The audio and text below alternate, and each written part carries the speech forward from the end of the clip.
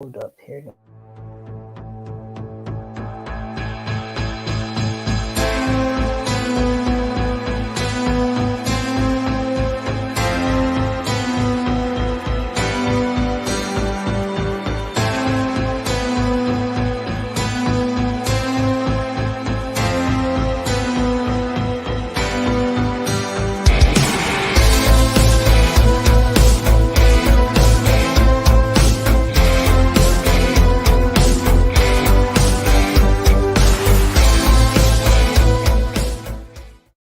Welcome to the positivity. We hope that this finds you well. If there's love in our hearts, we can What's good, y'all? Hey. What's good? Yes, we are. We're in this together. Welcome to the Positive Agenda. What's good? What's good? What's good? Happy Friday. How you Thank doing? God. Yeah, this is Media Boss Goldie. And this is the Duchess. What's good? What's good? All right. We got a couple of things to cover. First, I want to do a little what do they call it? Housekeeping. We have been flagged. So we're officially like legit because we got flagged by YouTube saying that one of our shows was flagged for misinformation. It wasn't misinformation. We were legit giving information about what we saw that was quoted, and somehow it wasn't. I don't know. I appealed and they said no. So yeah, so we got it. So that's why you're gonna see a disclaimer on here. You're gonna see it on. We are informational purposes only. Let's just get that straight. So I'm gonna read our little blurb so you all understand that we are for. This is entertainment and informational purposes. The views and opinions expressed by Tri-Phoenix and whatever, blah, blah, blah. I'm going to read the whole thing though. Hold on a second. I'm going to read it. But I just want to just do this. So when they flag us, they can see the video and we will put it out there. What we're doing, we're got to say allegedly, we got to quote our sources, cite our sources. So this is our disclaimer. We are doing our best. We're preparing content to our channel. However, Tri-Phoenix Media cannot guarantee the expressions and suggestions of the content, as well as of its accuracy. All of the foregoing is commentary and content on Tri-Phoenix Media and Tri-Phoenix TV is for entertainment purposes only. Due to the social nature of this platform, the channel may make use of copyrighted materials, the use of which has not always been specifically authorized by copyright owner. Its its application constitutes a fair use of any such copyrighted content / material as provided for in Section 107 of the U.S. Copyright Law in accordance with Title 17 U.S. Section 107. The material on this channel is offered publicly and without profit to the users of the internet for comment and nonprofit educational informational purposes. Okay. So just want to let you all know by subscribing to our channel, you are hereby consenting to our disclaimer and agree to the terms. So we are no way trying to offend anybody. This is a public platform. We are doing what we do. We're giving our commentary. We're giving our take on it. And, don't make us go to Truth Social. Wait a minute. So, all the things we've been saying, for over a year now? Yeah, and that one particular one got flagged, and I think it's because we get more people are watching. And I mean, well, I think somebody got butt hurt and reported it. I'm almost for certain I was on the 7th, and we were mostly speaking about what was happening with the hearing. I can't remember, but I was watching it the other day, and I was just trying to see exactly where did we say something that was like not, what misinformation were we sharing? We wouldn't say anything about, no conspiracy. So I didn't understand, like, how is this flagged and all the rest of these nut jobs are on YouTube saying what they want to say, and they are, you know what I mean? Just really weird. So I believe somebody flagged it. Somebody got in their feelings. Somebody flagged it. Their panties in a bunch. That is so weird that, like, look, we left y'all on Facebook for a reason. Like, leave us alone. Because here's the thing, you can flag us all day long. We can always change platforms. You gotta follow us. And if you can't get to us or whatever you're trying to do, you are wasting a lot of your energy on something you should be doing that's more productive. I don't. We're on too many platforms to where um YouTube is becoming smaller and other platforms are Yeah. growing, and we have United Music Mafia behind us. So Yes. carry on, my wayward son. Exactly. Because one thing about it, I can always re-upload it, and as long as they have a link to it, as long as it's unlisted. If it's unlisted and United Music Mafia finds have a link to it, they'll show it. So we ain't worried about it. We're not worried about you people out there doing all this weird shit, because you have no idea of the plans and things we're trying to do. Because here's the reality of it, we're not always going to be in a small town with y'all. Yeah. So you all be preoccupied with us. Y'all got your feelings hurt or whatever the case may be. The point is, we're going to be in whole nother different parts of the country, and you all going to still be mad at somebody for doing something. You know, it if that was the case, I think YouTube should tell people when they flag them, because there's people. I mean, we've been unfiltered since we've been on here, and nobody said anything. Right. We hit a nerve, or I hit a nerve. Probably me. Okay. Oh, you know what? I didn't listen. You know what I didn't do? I did not listen all the way to the end to Duchess Corner. So that might have been. I need to go back and listen to it to see. That's what we're gonna do. I'm gonna But listen to it. even Duchess Corner, it's just my opinion. Right. But that's why we put this stuff on here to flag it, to say this is information and commentary. And when I go through all of the YouTubers and stuff and listen to their stuff, to their channels, they have disclaimers on here too. Like everything is, this is just passed down information. This is not, this is just our opinion and commentary. So we can do this when we're not giving misinformation. We're actually passing on information and we're giving our opinion. I can give an opinion. And Well, wait a minute now. Rush Limbaugh made a living off his opinion. He had nothing factual to say. yeah. And who was the other one that called the Rutgers girls like something bald headed or nappy headed girls? Who was Oh that one? yeah. I forgot who that He's was. he's worm food now, but it just lost him his spot on the air. All he did was do what everybody else did. He went to Right. like XM radio for a while. Yeah. Oh, yeah, I can forget So, who that was. if people, no matter what you say or do, somebody in some realm is not going to like everything you do. And it's not just us, it's with everybody. Diamond and Absolutely. Silk sat on here and said a whole bunch of mess that was not Oh my true. God. Candace Owens says a bunch of stuff that is not true. Absolutely. Yeezy Absolutely. says a lot of stuff that's not true.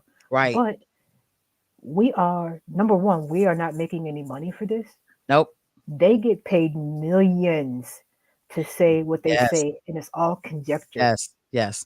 Yes. So our little radio show, which is growing, well, here you go. Our little radio show that looks Right. like this, Right. what's going, but for that tells you how small-minded people think. We're Absolutely. talking about growing. They can see us literally all over the world, but they can't see the little minion that got the panties in the bunch, and that's fine. Right. That's fine. They can say whatever they want to say just because they can't reach to us personally. Which Yes. actually they can if they wanted to. It's just going to get put on blast. I'm at the point now. Go ahead and try it. Oh Lord, That's what we're doing. We're that's bad. right. That's what we're doing. We laughing at y'all. That's what we're doing. That's So how I it's mean, laughable. you know what?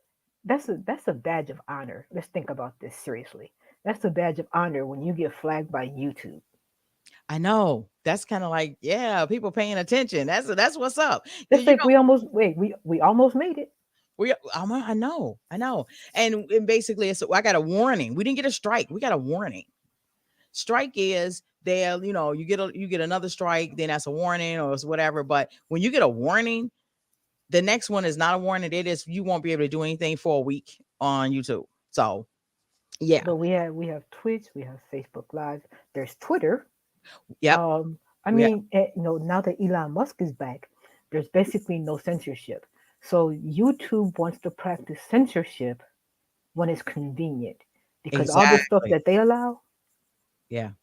So yeah, I know, right? Twitter allows a lot. I was watching, it was something going through my news feed, and I think the girl that I was following used to sell things. She's in Atlanta, and she did exotics like poetry and all types of parties and stuff. Girl, she got a full fledged porno thing happening. So I was going through my Twitter, going through Twitter and looking at that. A video popped up, and she's showing scenes of her new Pornhub. Not is it my OnlyFans, and I saw like a snippet of what she's working on. I'm like, wait a minute, what the hell? They actually wait. Twitter yeah, allow this? yeah. I Girl, get a lot of I had to turn her people. off real quick. Yeah, I get a lot of people following me that if I click on it, I'm seeing nudies. But Wait. now that Elon Musk has officially taken over, he's already fired the head people, Yeah, I saw that. and so wait for Trump to come back I was because he's going to say, coming back. you think he's coming back? Oh yeah, so is Kanye. So Oh, that's right. I forgot they kicked him off too. right, so YouTube, okay, it's a warning. We heard the warning, but to whomever got a little upset, don't follow us on Twitter. Wink, wink. I'm telling you, because here's the thing: you are going out your way to report us. Wait until because you know what? I'm building this channel on here, but it don't take much. It will no. As soon as we get there, because I think I can. I just got a notification on here that Twitter goes live, so we can switch up. And all it takes for us to have a matter of a couple of weeks to get people used to follow us on Twitter. We'll go live on Twitter. We'll have our multi channels, and then we're just like, all right, you all, we're gonna switch all this over to Twitter. No biggie. I mean, no Right. biggie. No. Elon Musk could say, "Welcome to the new Twitter platform." Yeah.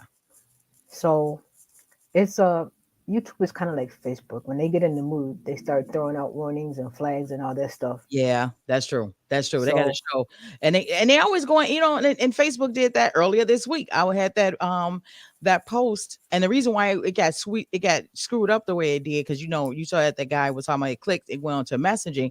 I had a promotion for messaging to get more people to subscribe to the mailing list. Somehow the article was attached, and that was not my intent. I wanted for people to go and read the article and subscribe, and somehow I had to resubmit that thing like 4 times, right? Because Facebook didn't approve it. They rejected it, saying it goes against the community standards. And I'm like, how? So basically, talking about the issue, and if you all don't know, go over to our BIPOC News of the Tri-State. It's on Substack. You can go to our BIPOC News of the Tri-State on Facebook, and you can read our article. We just posted an article. It was a letter to the Dubuque Community School District, and it was a concerned parent about hey, what happened. What? check this out. This is John Cruz, y'all, live. Don't say anything. Hello. Hi, is this Carla? Yes, Hi, Carla. It's John Cruz, the Telegraph Herald newspaper. How's it going? it's going well. Thank you. How are you? I'm doing well, thanks. Hey, Carla, I was reaching out because I am working on a story actually looking at school resource officers. We got some recent data on the arrest rates of school resource officers in Dubuque for students. In particular, also we broke it down by race, essentially trying to show that there is a disparity between the number of Black students being arrested by SROs compared to white students, given the population ratios of the school district. We've previously written about this before, and we've seen some criticism of SROs and their use in local school districts. And as a member of the Human Rights Commission for the city, I was wondering if you had some perspective on this. Well, I can't speak for the whole commission, of course. Sure. You know, Just as I think individual commission members. right. I think as the new numbers come out, I think something's still missing as far as the SROs.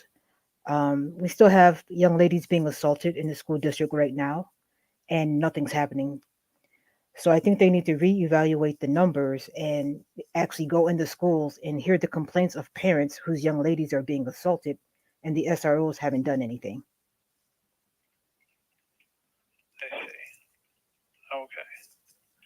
Some of that's an interesting perspective, because some of the perspective I've seen of criticism of SROs is related to concern about arresting and putting on the record of these young kids. And essentially, the suggestion is instead of SROs, there's more investment in counselors, therapists, those kinds of resources to avert these kinds of situations. What are your thoughts on that? I think it would be beneficial. It'll be a better de-escalation tool. I think when, especially in today's times, when there are SROs in any school, it's a show of force. And sometimes we don't, our children don't need a show of force. They need somebody to actually understand what they're going through. And they need an avenue to be able to discuss that without the possibility of getting in trouble for saying what they feel. I see. I see. Okay. Would you still want SROs to be in the school districts, or do you just think that there needs to be kind of a shifting and their presence? I think they need to start shifting the presence of them out of schools completely. The idea at first was a great idea, but in today's times, it's kind of outdated, and it's the children don't trust. They don't trust, and if you I don't see. trust the SROs, you have a bigger problem. Okay. All right. Well, Carla, thank you so much. As always appreciate your perspective. So thank you. All right, have a good day. You too. Bye. Thanks, Carla. Well, whoa, look at here. Well, wow. Well, I do want to say last night at the meeting, the community profile we went to, there was a lot of questions that was coming. And in the table I was sitting at, there were several questions, right? And none of our questions were answered. One of the other ladies at the table, she wrote on there on the card, she said, why are our questions being gatekeep? Why are they gatekeeping our questions? And then the girl that was helping, the woman that was helping, she came back and told us like, hey, they sifting through all the questions. It's kind of similar, and they're gonna just, they can't ask all the questions. So basically, any of the questions that came from our table was not asked. They asked one question about diversity, and again, from last month, remember last month they asked about diversity. Yeah, Remember the response? What kind of response did they get? Which kind of response was it? it was a no response, pretty much. Yeah. Happened last night. So one person did finally, when everybody was looking around, and then finally one of the K through 12 administrators, she's kind of she stepped in and said like she do wish to see more diversity. A professor was there, and he kind of like was saying the same thing. He wasn't on the panel, but he kind of reinforced that there's need to be more diversity. Children need to see more of us. They need to see themselves when they go into school. The Marshallese community, do you know how there's a big drop in Marshallese graduation rates? Yeah. They just stopped going to school altogether. You know why? There's a barrier. And then, you want to, and this is what gets me. That, yesterday and sitting there at the table we were sitting at, it was a waste of time. It was a complete waste of time. And I see why the community do not want to engage in this stuff, because they're gatekeeping what's asked. They want to keep it comfortable. And it's almost they seeing it as if we are rabble rousers or we're trying to kick some shit off. All people want to do is get direct answers. So if you're having these panels, you need to be very clear and give the rules in the beginning. Like, look, if you all have questions that you really want to ask and it pertains to certain things as personal issues, we would be glad to talk to you afterwards. Today, we're just going to talk about just some of the, you know, clear, something more general. We want to talk about the general issues, but they don't do that, right? But see, they don't understand what the general issue is. They want to tell you the issues from their perspective, which is very small. And I think that's the biggest issue I have is, you know, you're speaking for a whole community, but I was speaking by my damn self. Yeah. And people have the same issues, but they're so afraid of retaliation. They kind of left me hanging by myself. Yeah. And it's like, okay, I'll take that heat, but at the same time, you're going to hear what I'm saying. And I get calls like this on the regular now. So I just wanted the listeners to hear the questions that are being asked sometimes are good by the paper and sometimes they miss the mark.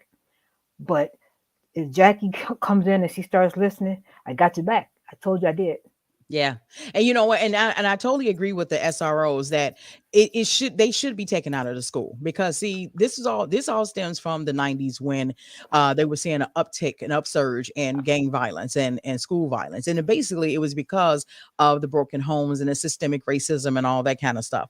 And when when these things started, that's when they brought in the SROs, right? And it did seem like a good idea at the time because we were all for it. Like, oh yeah, the teachers need help. They can't do this. They can't teach and all of that. And then it became something totally different. And that's usually how a lot of these issues, this is usually how administration work. It's quite insidious, right? They start off Yes. with these good intentions and then it just weaves its way through like a little, I want to say very slick, right? It's very slick. And then once they get in there, they start doing all these extra things, you know. So uh Do you remember? It's been a few years now. I want to say it was at Marshall High School in Chicago. uh-huh.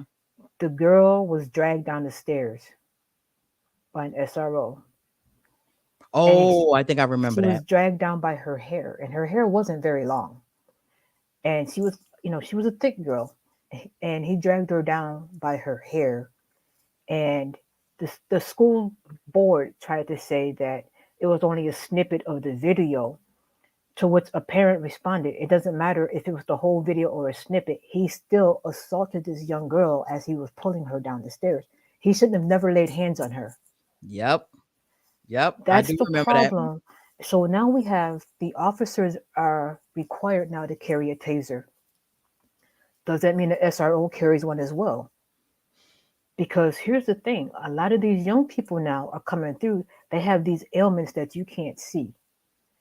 So Mm-hmm. if you hit one of these kids in just the right spot, and no, they're not aiming for that spot, but just like a bullet doesn't have eyes, Right. neither does the tip of a taser. So you Right. hit one of these kids in a precarious spot, what happens? What happens? Yeah. 'Cause there's a lot of kids there. Who was that was telling us that a 10 or 12-year-old now has a pacemaker? What the hell? Because he has a pacemaker because of they were trying to say because I think COVID after COVID they had started having heart problems and they had They're a pacemaker. they're going to have to reevaluate the way they do a lot of things, because of COVID. Yeah. And they're calling like a triple demic now. I mean, it's just about to start hitting. It's like we go inside and everything starts to get bad again. Because it's cold and things and you enclose and Right. germs and all that kind of stuff. So they have to consider that in school as well. So if you have the incident where the young lady was shoved against the locker or the other young lady was punched in the eye, had that been in Chicago, that never would have happened that way Yeah, that's true. because the young man would have been taken out in cuffs.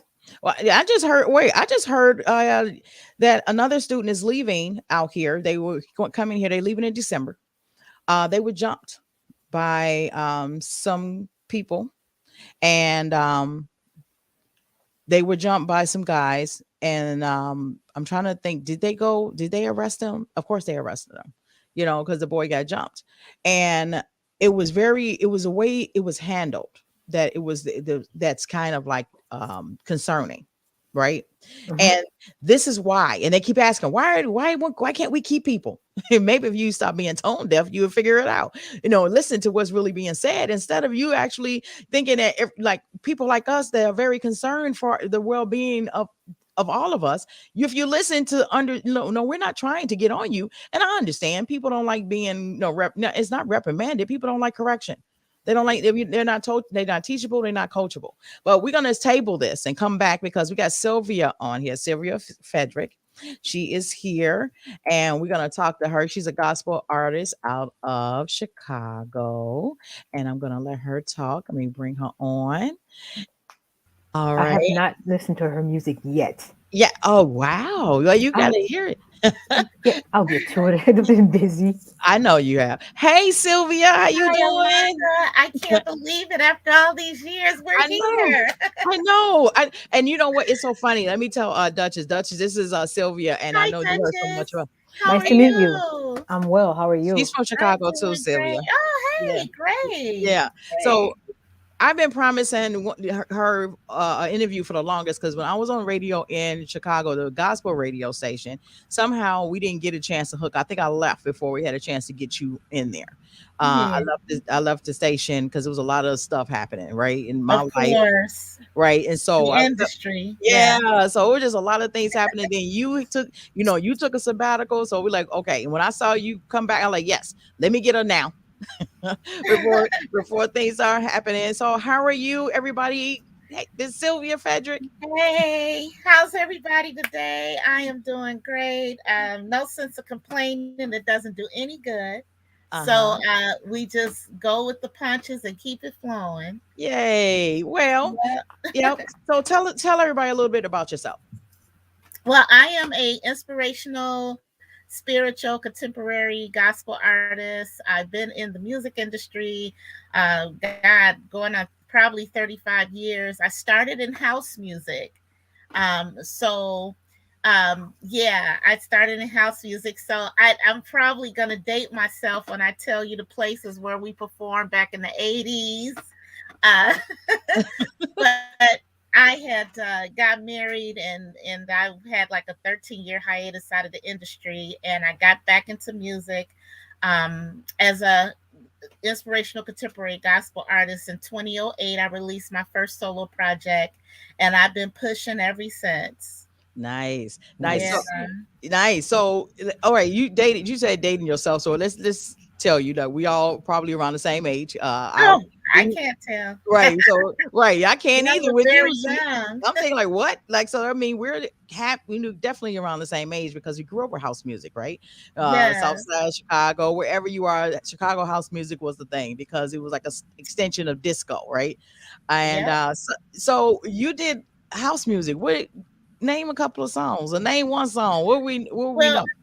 I recorded with I was working with two groups at the time, Rare Form Okay. and uh, back in the mid late 80s. Oh, We won the one song that we did finally record. From what we heard, was doing very well overseas, but it didn't really get a lot of traction here. It wasn't marketed the way it probably should have been. And it's so funny that everything comes back to haunt you, because that's not a song that we could play at church that I okay. did back then. Yeah, that's not church music. But I thank God for the experience.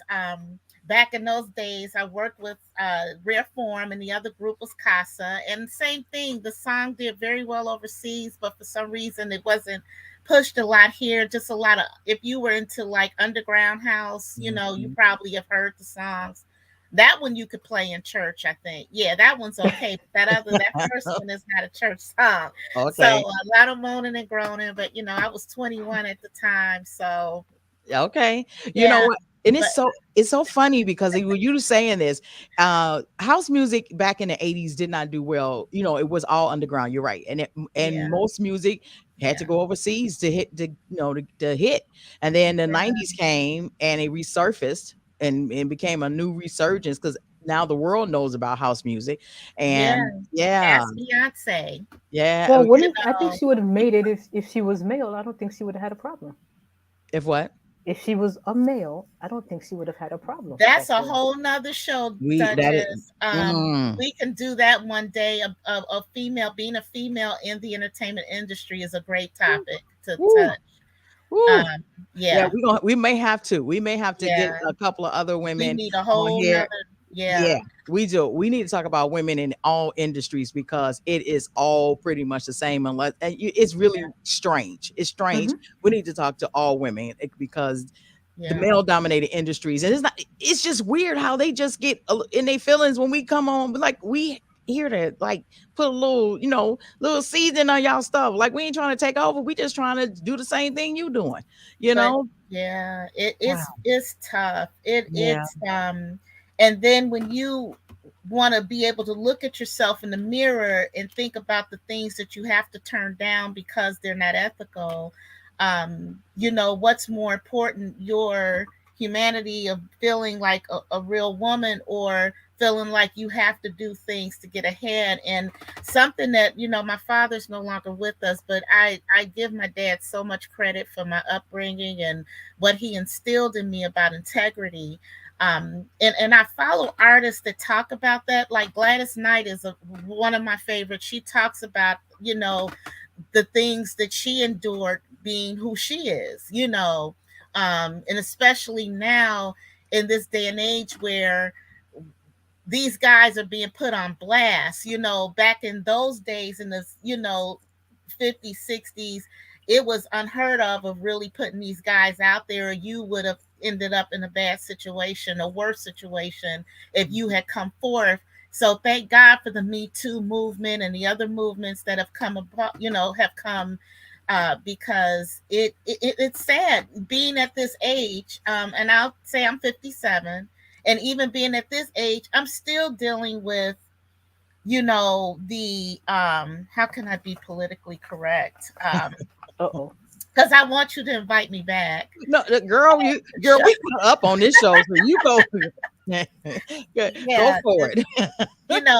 it's sad that even at this age, you still have to let people know what you're not going to settle for, what you're not going to put up with.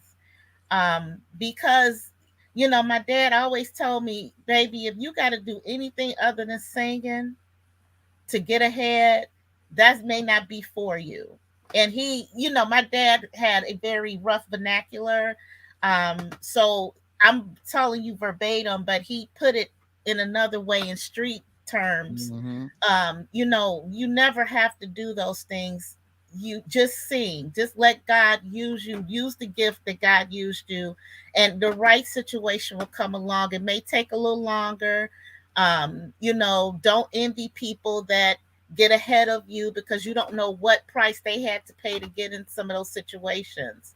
And it's never a jealousy thing. Alonda, I think you know me very well. I try to cheer for everybody, because it's enough room for all of us to grow. I want to see everyone succeed. I never, if things happen where I didn't get that chance, well, it might not have been my time, and I just have to look at it that way. I can't be hating or be upset because someone else is doing well and I may be not where they're at. It just may not be my time. Ooh, you didn't preach though. That's a whole word because we were Yeah. just talking about. Yeah, Ooh, yes, sir. We know, we yeah, totally know about that, and we're right there with you. We're on the same page because yeah. we had a couple of challenges out here that we were dealing with somebody, and they totally do not understand. It's not your time, and so when they no longer had the light shining on them, they wanted everybody to suffer.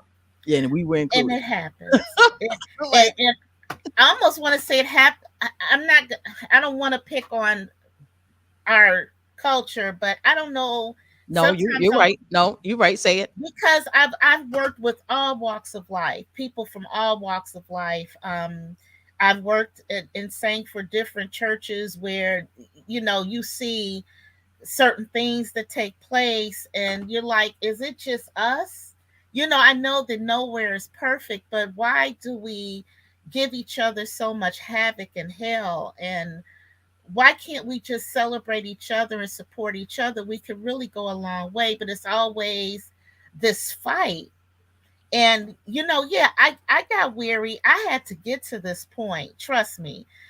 It took a lot of on my knees praying and tears, a lot of tears, a lot of sacrifices that I had to make to walk away from things. And I had to get to this point because it was literally making me sick, the level of stress that I was under, that really caused problems for me. And um and then I realized, I want to live. I don't want this stuff to take me out of here. Hmm. You know what I Hmm. mean? It's just Absolutely. like, if God calls me home tomorrow, at least my music will live on that's out there now. Mhm. Even if I don't get to make another song, what I've done, 50 years from now, some kid might be listening to the gospel line dance, or sometimes you got to go through, or, because when I have met other ethnicities, sometimes they appreciate our blues and jazz. and our gospel music more than we do. And Hmm. so I've met a lot of young people. I've worked with kids. I worked as a drama instructor, and we kind of snuck some education in about music. And a lot of young people are like digging stuff from the 60s and from the 50s, and all kids don't want to hear hip hop. I know that's the trap music and the hip hop thing now. And I love hip hop. I just told you how old I am. Back in the, what was that? The late 80s, early 90s with the rap down and Disco Dave and all Oh these yeah, oh legends from yeah, Pink Chicago House, all the yeah, yeah. that's no longer with us. Thank God Ramonski Love is still with us. He But sure is. Yeah, yeah. but um it's just they appreciate, they actually kind of dig some. I met young people that actually kind of dig our music from That's that good. era. So um That was going to be I, my next question. yeah. What else do you do other than singing? Like other than your your career and your professional. What other things do Mhm. you enjoy doing outside of that? What other work do you do? And you pretty much just touched on it. Well, yeah, my background actually was I was in the mortgage industry for years before the crash of 2007, 2008. Oh yeah, I And I remember. really thought that I was going to be able to finance my music career with my job, with um as a mortgage loan officer, I figured as long as I kept doing things by the book and treat people right and, not try to be shady and stuff, I would always have a job. Well, God never said I was going to let you have this job to pay for stuff. I never told you that. I had to get to that too. Like, what is really going on? Um, but I actually thought about getting back in the real estate industry because in the arts, you really, really should have other things, because the music industry fluctuates so much. And from the time, even from 1986, recording with Rare Form up until now, we've gone from albums to streaming. You Hmm. know, CDs are almost becoming obsolete, even though a real music lover is always going to want a CD or an album. Yeah. I still got a record player. So, but the music industry continues to change and evolve, and you know even with radio personalities, it used to be a time where you could listen to mainstream, and from these different times you can listen to different people. Well, those days have really changed, just narrowed down to maybe one or two, and syndication is really taken over as well. So, making those relationships or cultivating those relationships where you can go down to the radio station and, hey, would you play my song? And you may have to, get some lunch or something, but now everything's corporately owned. Those days are gone. Mm, yeah. And mainstream is pretty much the record labels and the radio stations, the mainstreams are intertwined. So that's why you hear the same 6 7 songs all day on mainstream, because of that relationship that the majors have with the radio stations now. So when you're blessed to come on platforms like yours, it's an honor to be heard and have an Thank opportunity to you. share what I do. So And thank we you You're both. welcome, and thank you because we really this is why we want to have this platform. We want to get people engaged, let people know what else is out there because I know. Okay, so I do want to ask you this before we go forward.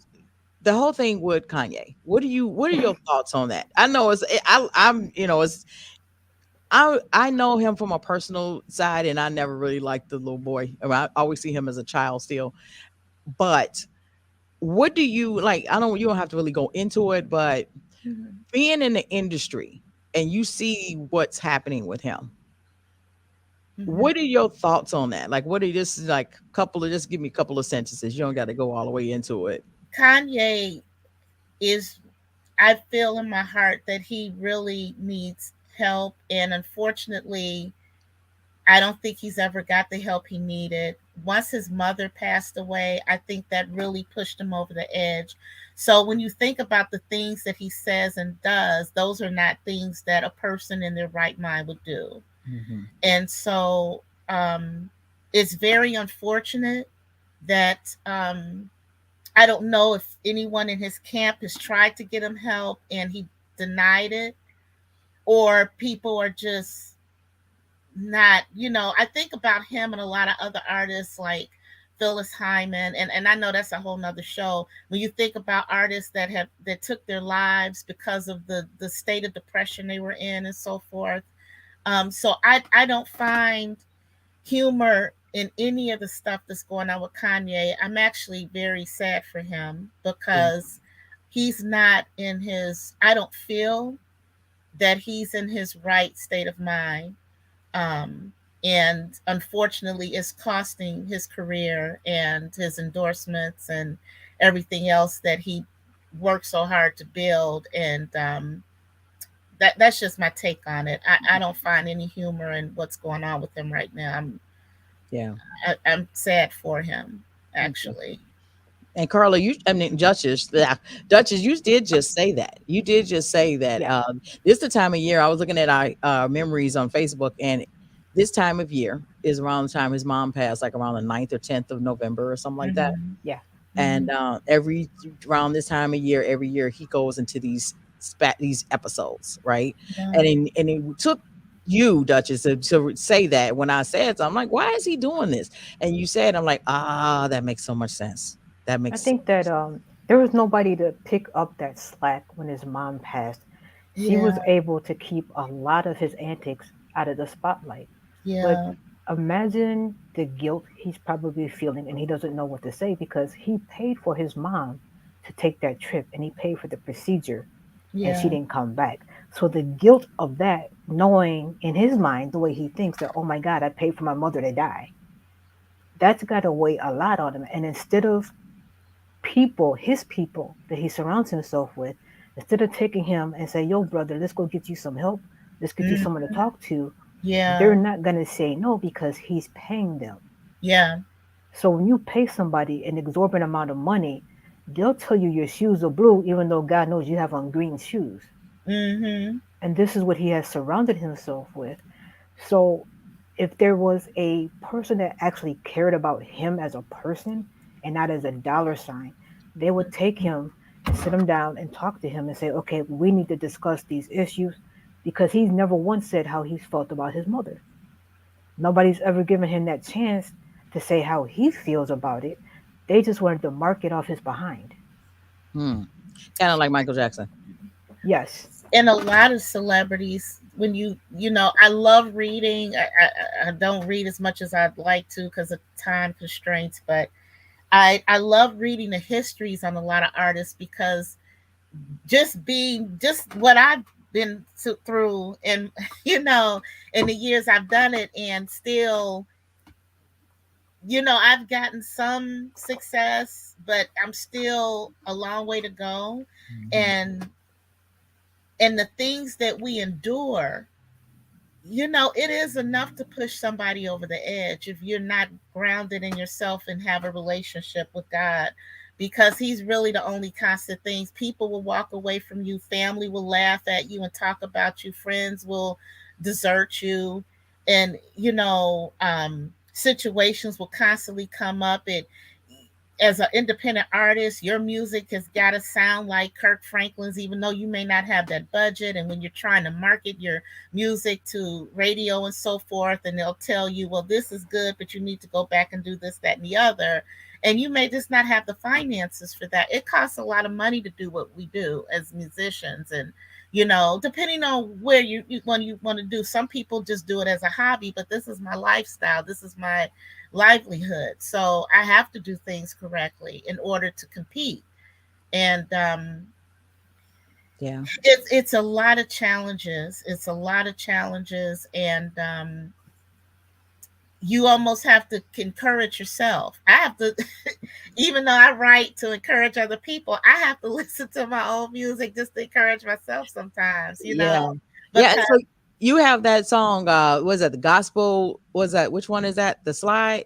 What is that? the gospel, what has he done for you? Gospel Glide remix. Yes. Oh Okay, now I yeah. have to find Yeah, that and I'll listen be to it. Oh, I have it. actually. I have it. I have it on another computer. I was gonna play it and I realized that it's on the other computer, so I have to upload it and download it again. So we'll be having it on our radio station on Dub City Radio.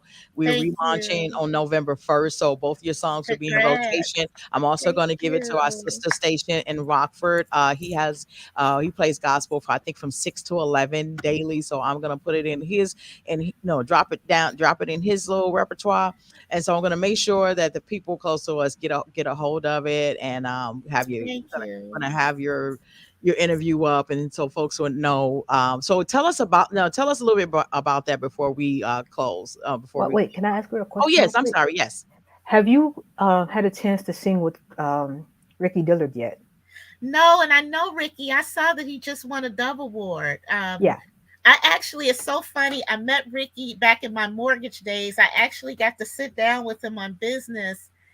He was still Ricky Dillard back then in the 90s. Was it the late 90s? I think I had the pleasure of meeting him. And I had told him then I wanted to follow his footsteps. I was then working, getting back into the music industry.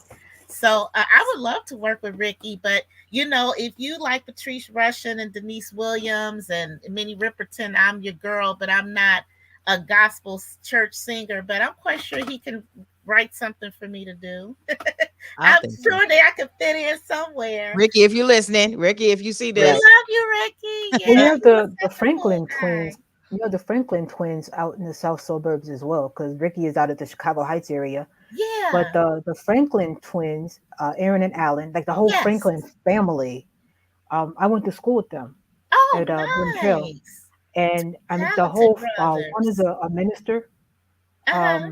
Like their mom had like a lot of kids, and they can all sing.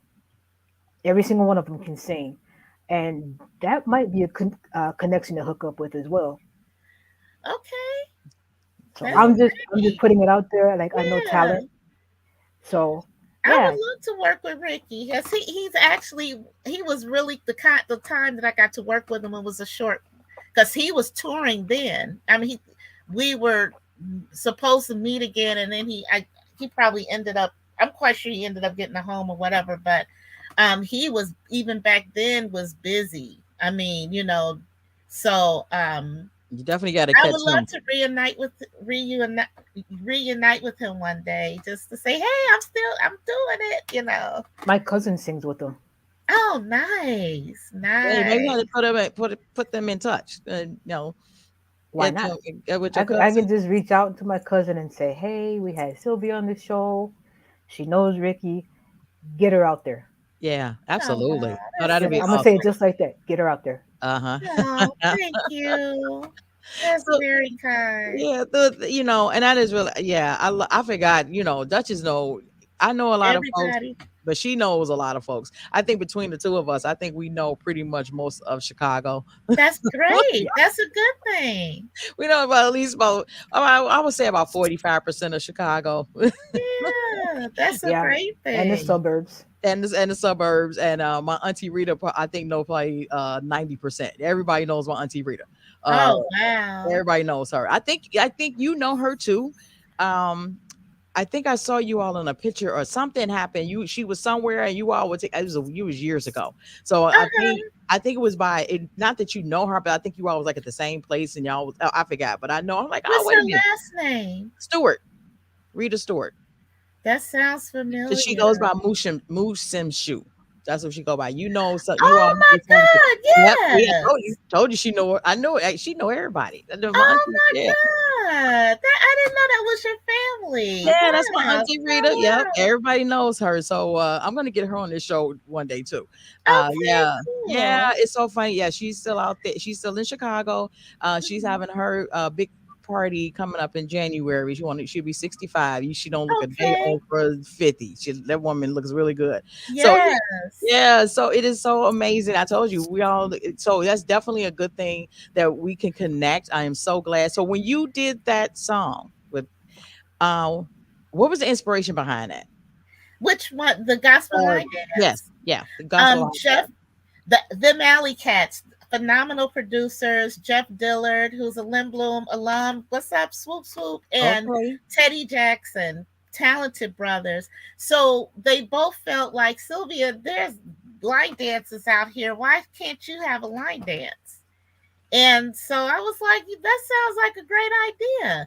And actually, the song, why it's called a remix, is because Jeff Dillard had did that particular track with a church with a minister. And I'm so sorry, I can't think of his name right now. It was previously released back in the 90s, and he decided that because of the message, and with Teddy coming together with him to create a more upbeat tempo, um, we that's how it honestly came about. And Wow. so we did the music video, and actually I'm flying out in the morning to Delaware. I'm performing it tomorrow night at a gospel showcase in Newark, Delaware. And Nice. it's like it may take some years to get around because they're like, we want to come do the line dance. You're gonna perform that. We need you to perform that. So Oh, well, that is I'm exciting. excited. Well, Yeah. that's So good. We definitely gonna play it. Like I said, I've totally forgot. I had it on the computer, but I I'm on the other understand. computer. But we're gonna play it, and I'm gonna make sure I get it on here. Gonna be, when we launch, and like I said, I'm gonna have it out. We're gonna play it. I'm gonna tag folks. I'm gonna tag you, and all of that kind of stuff. So I do Thank want to just let you. you know, and I thank you. So right before we go, you have any other questions, Duchess? Before we do this last bit. Now I have a statement. We need to put a gospel show together out here. I know we talked about We that. really Remember, do. I said next year for the Black business event. I said that's what we can do, a Sunday brunch with a gospel brunch. I Yeah, think we I, can I do think that. Nice. I I think think they need a little bit of Jesus out here.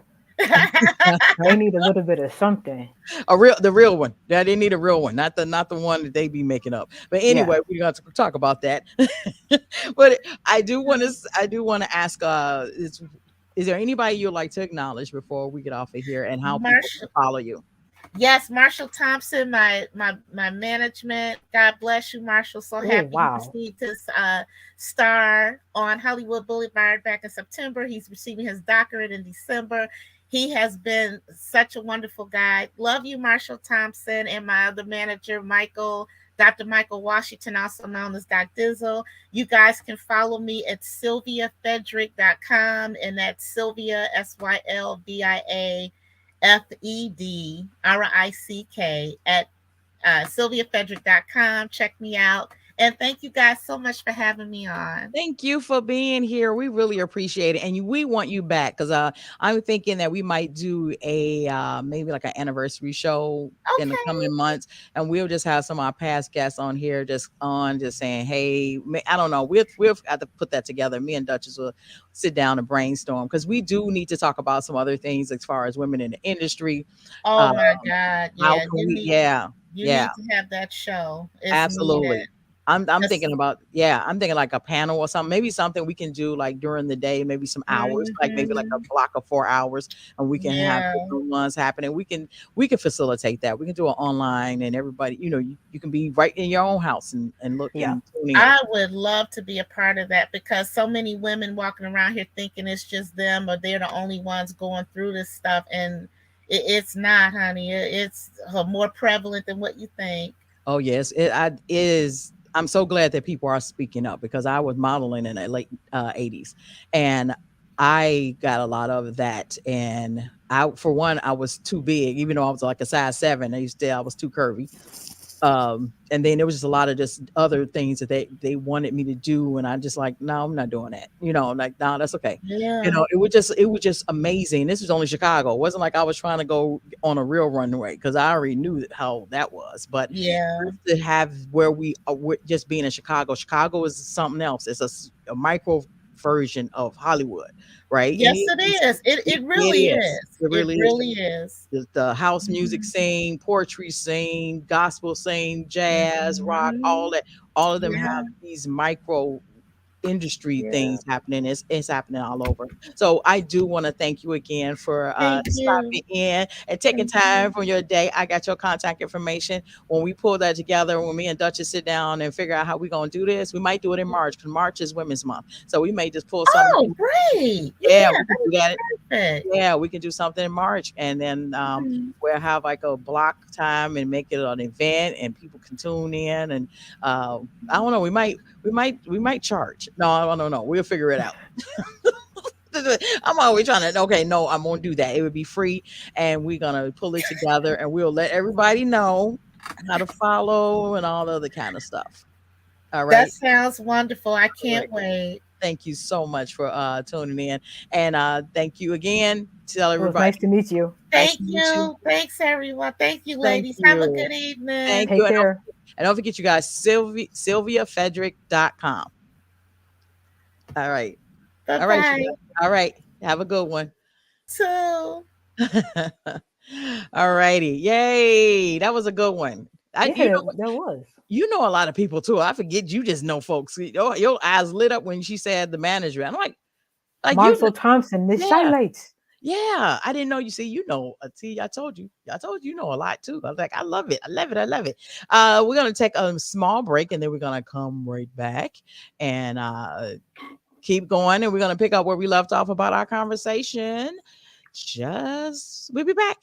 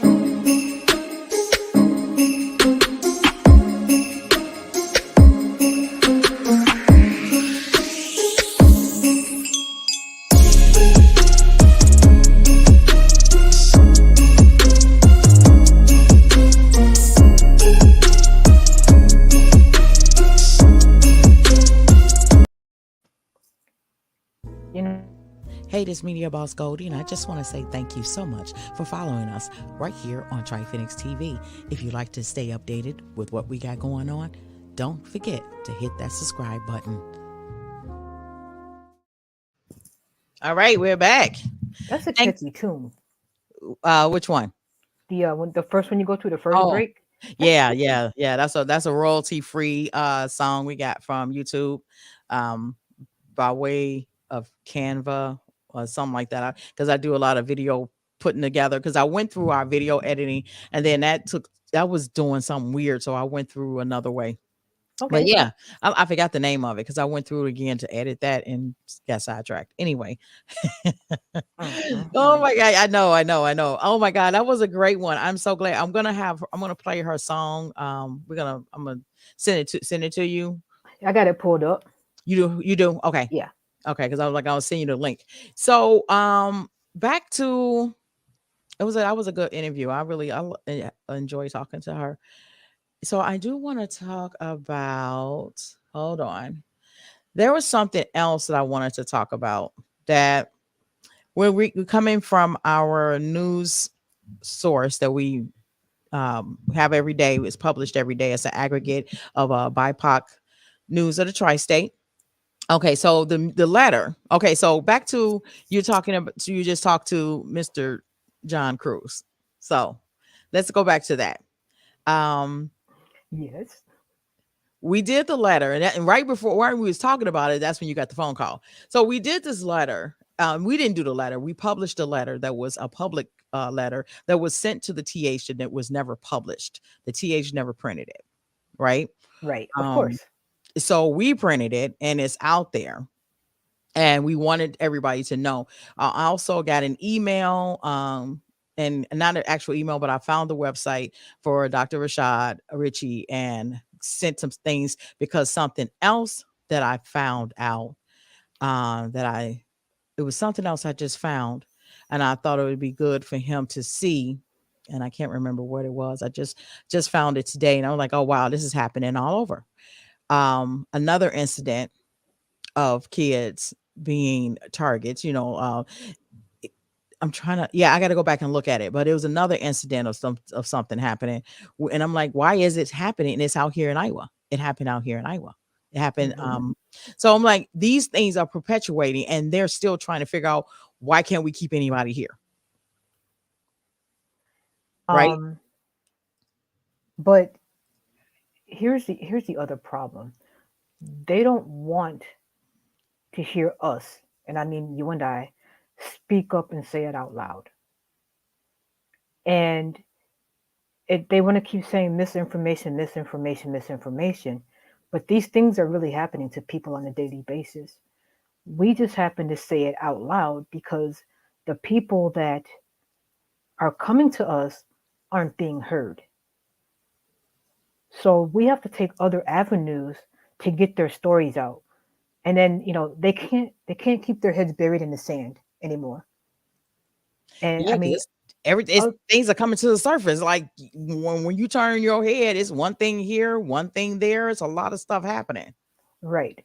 So to continue to try to stifle people from saying what's happening to them, those days are gone because even the paper, as much as I talk about the paper, they pick up bits and pieces and they still drop a few nuggets here and there that make you question things and want to look further into it. The problem is when it gets to the higher ups, the people that you should be able to, advocates aren't allowed in the school. A community advocate is not allowed in the school, which blows my mind. So how That can is you so be for the weird. community and then the schools don't have an open door policy anymore. And I get it.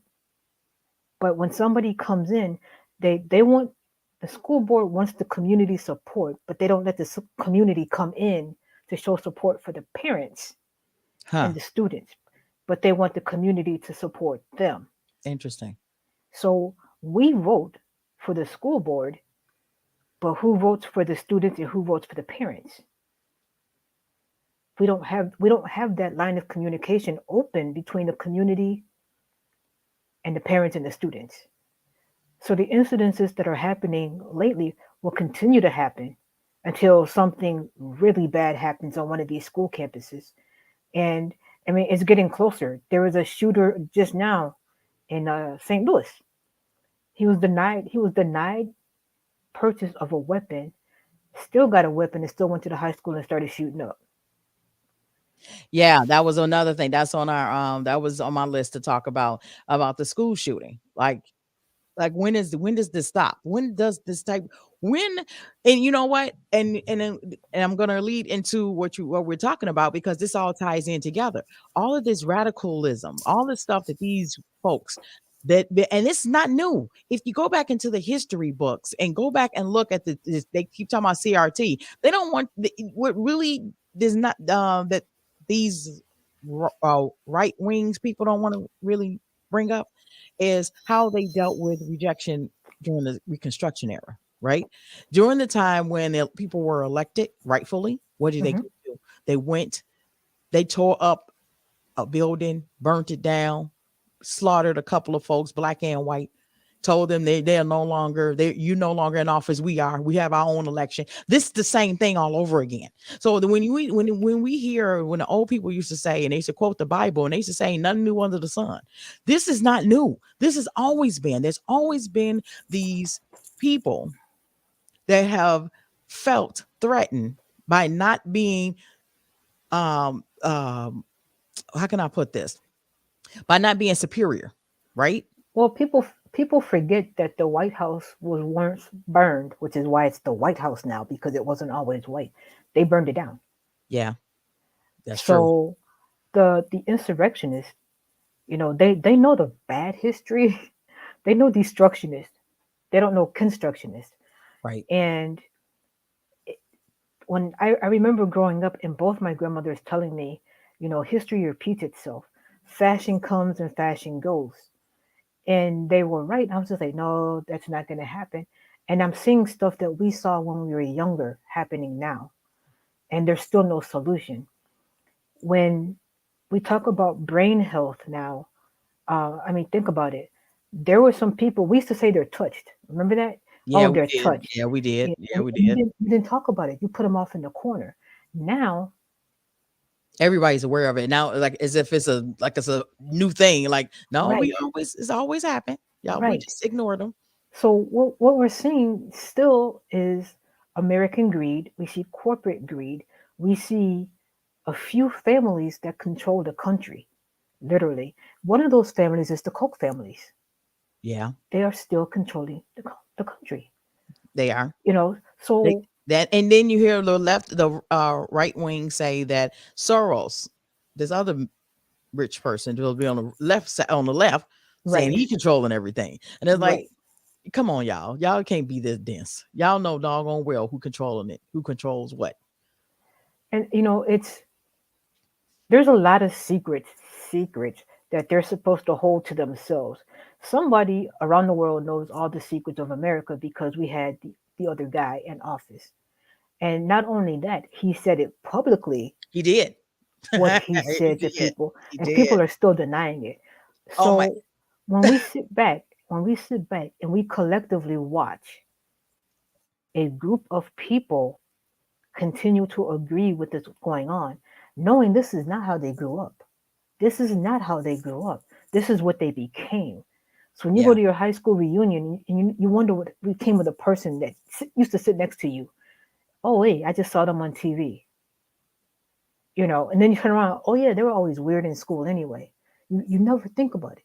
Now, when you see that kid that's always by himself, that doesn't talk to anybody, that dresses a little different, you're wondering if he's coming back with a weapon because there's no outreach to these kids. There are kids out here now that walk to school because they live too close to catch the bus.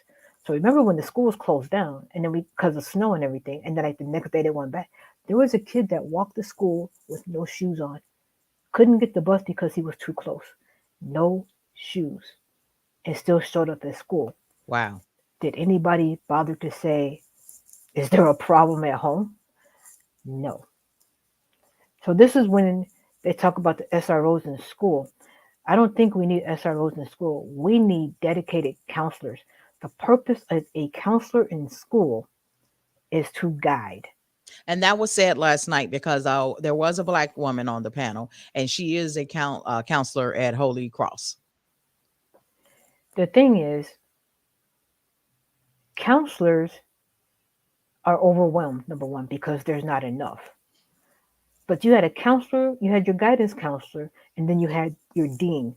Two separate people for two totally different reasons. Mm-hmm. So I remember I met a guy last year before last, that gives the advanced testing, a white guy. And Mm-hmm. his concern was, why do I never see black and brown people taking these tests? And I know some very intelligent black and brown students, they should be in here. That falls on the guidance counselor. Why isn't that student in on these testings? So if we are systematically being held back in the school system already, they can't complain about the kindergarten to the prison pipeline because our counselors are already holding these students back. And because of what they feel it should be given, they looking at certain things to weigh out if this child should know or not. And I remember this been going on even when I was in school. My mother demanded that they tested me. I mean, and it's like I did it with my children. All my children, especially my younger three, I kept going to the school to find out gifted programs. Where do I need? I went to the district. Where can I take my kids for gifted programs? If you don't have it in this school, what school can I go? Can I take them to? Because I know gifted schools, you don't have to be in a district. You just have to pass the test. So when you start doing these type of things, this is why I encouraged when I was on a local school council in Chicago, on the PTO in the South Suburbs, in the PTA.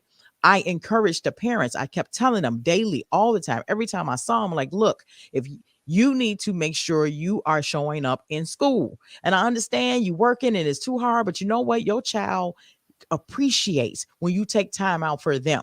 Sometimes if you take time out to go get your hair and nails done for the weekend, you can take an hour out of your Yes, time during the week, once a week right, at least, right, to find out and figure out what's going on with your child. Because here's the thing about what I know, and I had to tell a couple of parents here.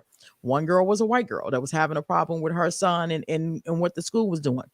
And they were judging her based off of her being a single mom. They were literally doing things to her. So it's not black and white, it's right, poor and BIPOC. This is what happens is this faculty, what they're doing, they're prejudging. And so they're going by what they were led to believe and to lead and teach. And so they give more attention to the ones that they see are come from good homes and all that kind of stuff. And it's really none of your business Right, what's right. going on with these children. If that child comes home, come to school with no shoes on, you need to find out. It's not even to the point that you need to save them, but you need to know that had to be something. That had to be really something. I really have to find out what it. You know what I'm saying? Right, but you know what? If you stop and you think back, and it's funny, but it's not funny. You hear these horror stories, and they say they don't know. But when something, they were worried when the schools closed, mostly because they couldn't keep track of what would happen to the students when they went home, because they knew some came from abusive households. What happened to the teacher or the counselor being the mandated reporter? If you know this child is going home to an abusive family, why is that child still going home to an abusive family? And You are a mandated reporter. Do your yep, damn job. yep. And you know what? And they report things and they report the wrong things. Because I know there was a parent that almost got in trouble for something very minor. And they called up the people, DCFS or whatever they are. They called them up. They had intervention. And then it was a misunderstanding. It was just a small misunderstanding between a parent and a child. And they went out of their way for that. But then you have children that are, and I know I'm not a counselor, but I know when I when I see a change behavior in a child that's 9 years old and they come into school and they doing certain things or they're going places and like and other and looking at porn, Hmm. something's going on.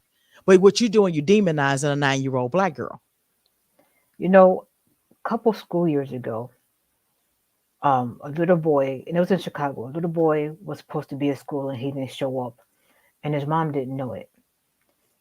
When the school called, she's like, no, he's in school because she left for work earlier. When she got home, she found a little boy hanging in the closet. Who puts the thought of suicide in a 7 year old's head? Wow. You know, these there are people 10 and under that are committing suicide. There's no way, especially in a town like this, okay? They're not overcrowded. It's not like they're in Illinois schools where the teachers have like 40 freaking students in the classroom that they got to Right. control. Right. When you stop noticing things and you start to blame the parent, look at yourselves because you missed the signs. The Right. signs are always going to be there. A child's behavior will change according to their environment. And by the parents being kept out of the schools, and they're going to come at me. They're going to come at me. The parents are always welcome in the school, and I still say the same thing. Yes, when it's teacher conference time. And isn't that something that the parents aren't welcome in the school? And and to me, that's one of them systemic barriers because I know a couple of parents that get to volunteer to go into the school, and they're not black. So I've been trying to figure out, and I've been trying to hold my tongue, but I know a couple of parents to go into the school and help volunteer. So I'm trying to figure out what parents ain't and why aren't they? But that's a whole nother story because we need a whole 2 hours for that because that is problematic. I Also, think I think that first of all, every school district is different. So not every school district is like the school district here. no, I'm talking about here. Yeah, I know, I get that, Oh, but okay. I don't want people to think that that's in every single school Okay. district. This is particular to here, and I can't say it's the whole board collectively. They have to vote on this, and usually I'm pretty sure the votes are not unanimous because there are a lot of people that do have morals, and they have kids in the system. So it's kind of like, would you want your kid treated like that? What if somebody assaulted your child?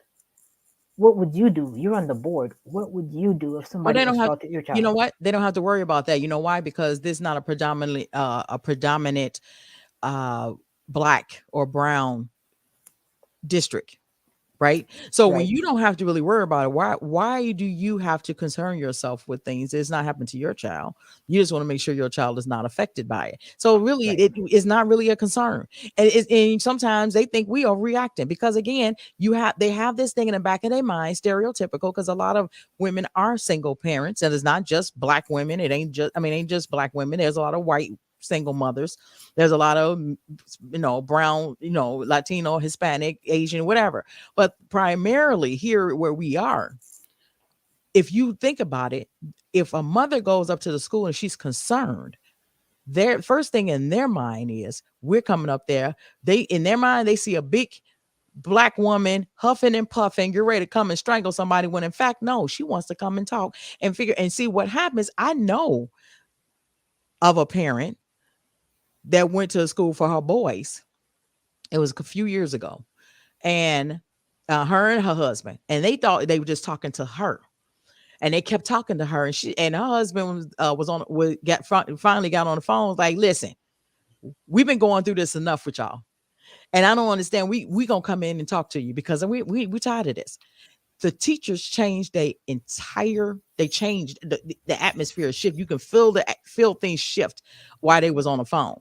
And it really bothered but they got the stuff straight, right? They got it Right. straight because they thought they were just dealing with her. Because at the time, a certain person that ain't here no longer here anymore, he had kicked some stuff off with her Of course. and acting crazy and said and yelling at her sons, and she had three sons in school, and the one was in kindergarten, I think, at the time. I can't remember, but anyway, he was yelling and talking to them any type of way, and so finally her husband had to be like, okay, you know what, it's time for me to come. No, I was trying to let my wife handle it, but apparently you all need me in there too. And so when they realized that it was both of them, their whole tune changed, because this is what people don't want to are not telling. Last night I was sitting in we went to this community profile, the conversation, and when they open up these statements, when they have to talk and they have these profiles, there's always a person of color that came from nothing, built themselves up, and they was on this, they was on that, they had this, and now they got this, that, and the third. They the first that went to college. I hate those stories. I hate it because it make it appear that all of us are this way. And then here's the thing. They don't want us. They don't want, because there's more of us that don't come from that they're Right. not talking to. They don't even know. But there's more black married couples out here than people think. It's not as many single black women out here as a lot of folks think. Right. And Right. they're not telling that. And they have children in school. And a lot of times you're going to see the mother more so than you see the father. And when you don't see the father, because he's at work, and guess where he's working at? If you go to Bimbo Bakery, Anderson Windows, Nordstrom's, any of these, and go to other places, you may see them working at a school or whatever. There's a lot of black men here working. You know why? Because they taking care of their family. Let's get rid of that stereotype, because they got the population really believing that we have a lot of broken black homes in here, and we don't. They keep putting the same people, propping them up. Right. They same six couples to make it like these are it. Here we go. Right. You know what I'm saying? Even if and it's like, tell the real story, because and I'm not saying that and even so the schools are playing to this stereotype, as if you're gonna treat my child any kind of way because you think I'm just a typical black woman or a typical black mother. You get what I'm saying? So Right. You know what? I've never encountered that problem because I was always in the school and I kept in touch.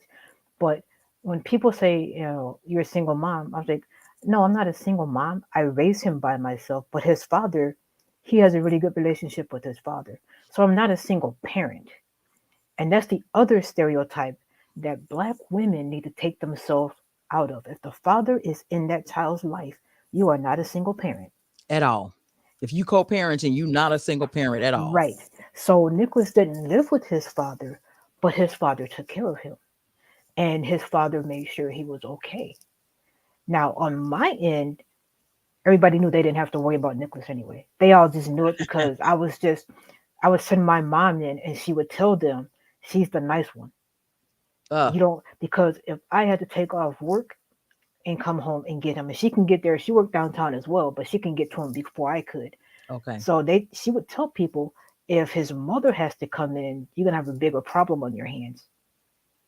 And so there wasn't really much of an issue. But then, like when he was testing and everything, I see his scores. Like, okay, cool, he's smart. When he signed up for his classes to go to high school, all of his classes had an H by it. And I'm like freaking out. I'm like, what the heck is this H? The one guy that was put in the slower classes, he says, "Oh, Miss Anderson, he got all honor classes." I'm like, "Oh, really? Okay." Good. And and this is keeping up with everything. I did not even realize it because it was just him. Yeah. But they never put me in any category. They just knew that they would have full cooperation talking with me, and I was free to come and go as I pleased in the schools. And that's the, and you know what? In schools in Chicago, I'm saying this from my experience, Chicago and the south suburbs, it's really like that. You may have your one or two dummies, your one or two no teachers that got a little stick up their butt and they go Right. whatever. But it's really if they know you're gonna be there, they know they can depend on you to assist them, right? Yeah. Because and that's the thing here. It's like they don't want you to assist. Well, They want, also there though, the guidance counselors, you become like family because you want to keep in touch with the guidance counselor to make sure your kid is going to succeed. I yeah. don't see that here.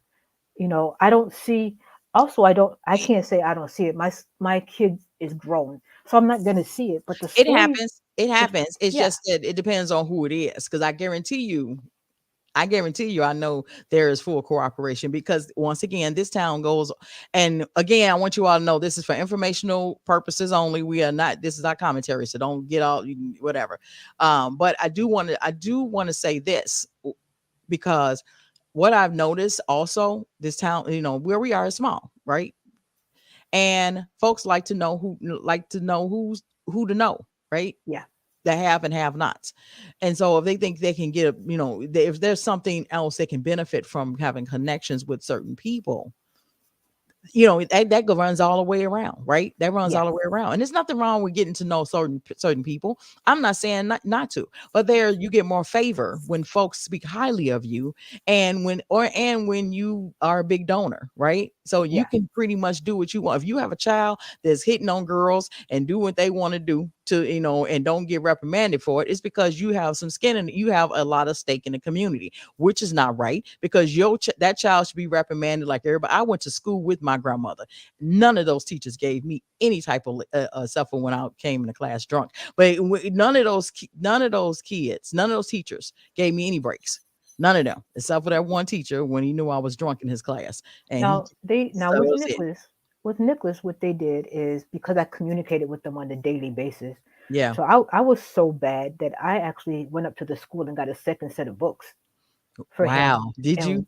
yeah, went over to the bookstore, got a separate set of books. His counselor told me I could. Paraded through the school with the books, and all they kept saying is, "Oh man, Nick, your mom got a second set of books." And then there were some times. Okay, so Nicholas was one of those kids that literally God put a bright light over his head because they had rules for being in sports, Uh-huh. and some of those rules the coaches broke so he could run. And I'm like, no. The coach was like, "Oh no, it's okay." I'm like, "It's not okay."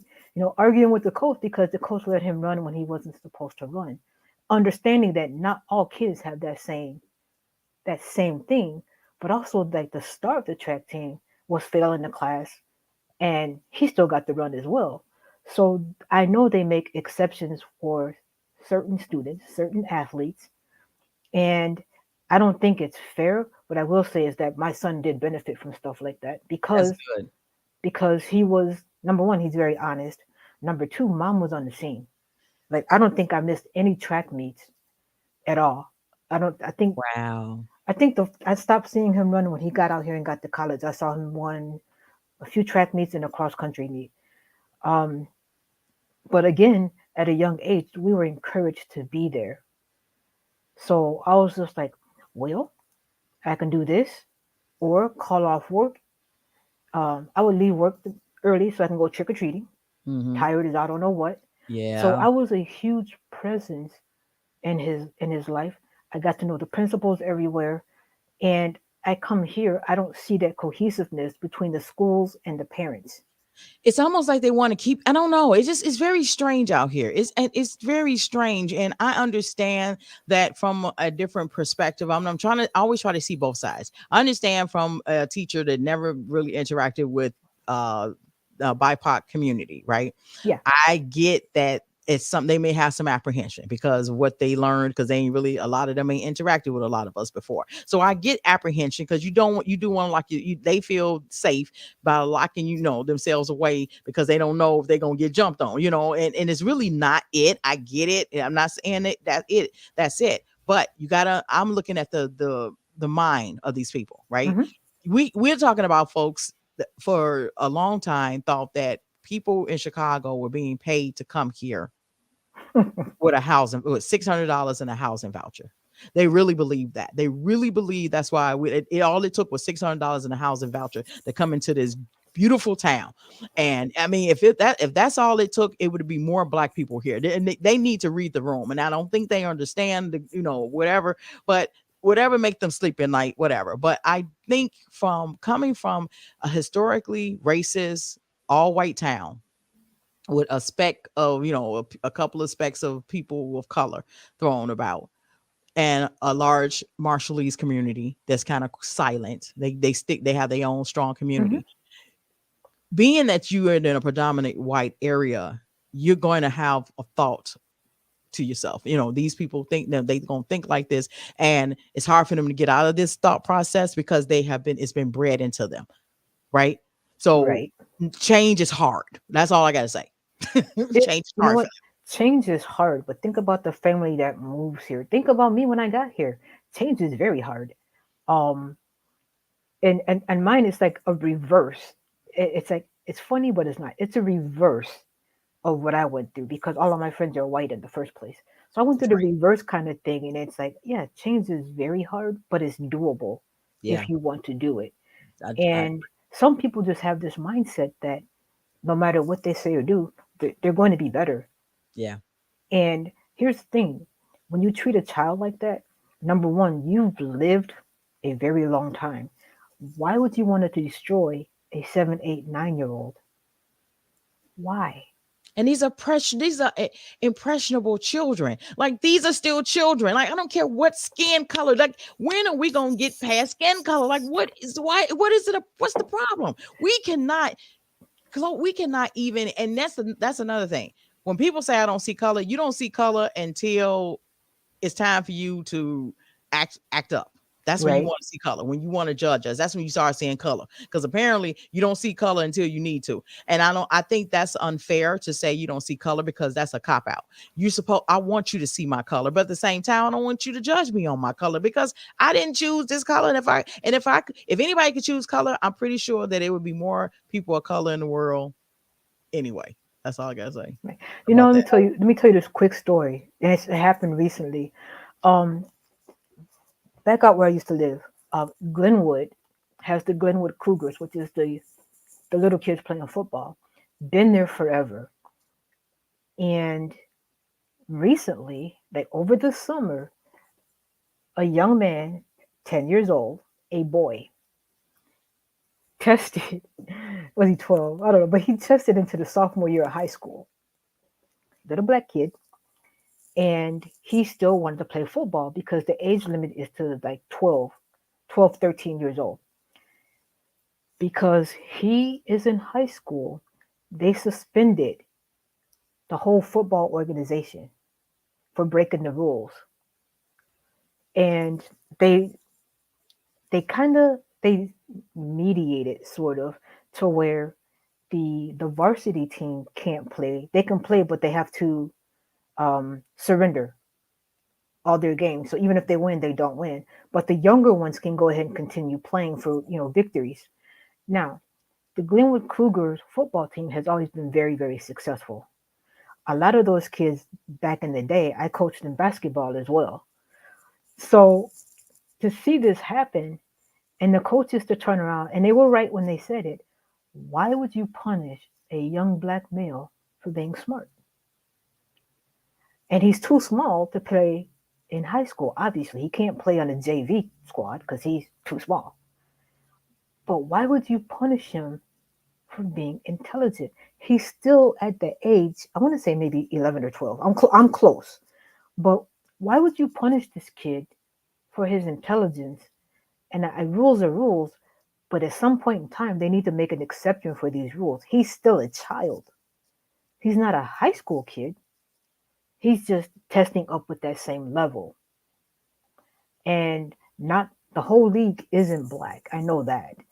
But they get Glenwood all the time. They always say they're trying to cheat. This was going on back when Nicholas was little. They're always trying to cheat. They're always trying to do this.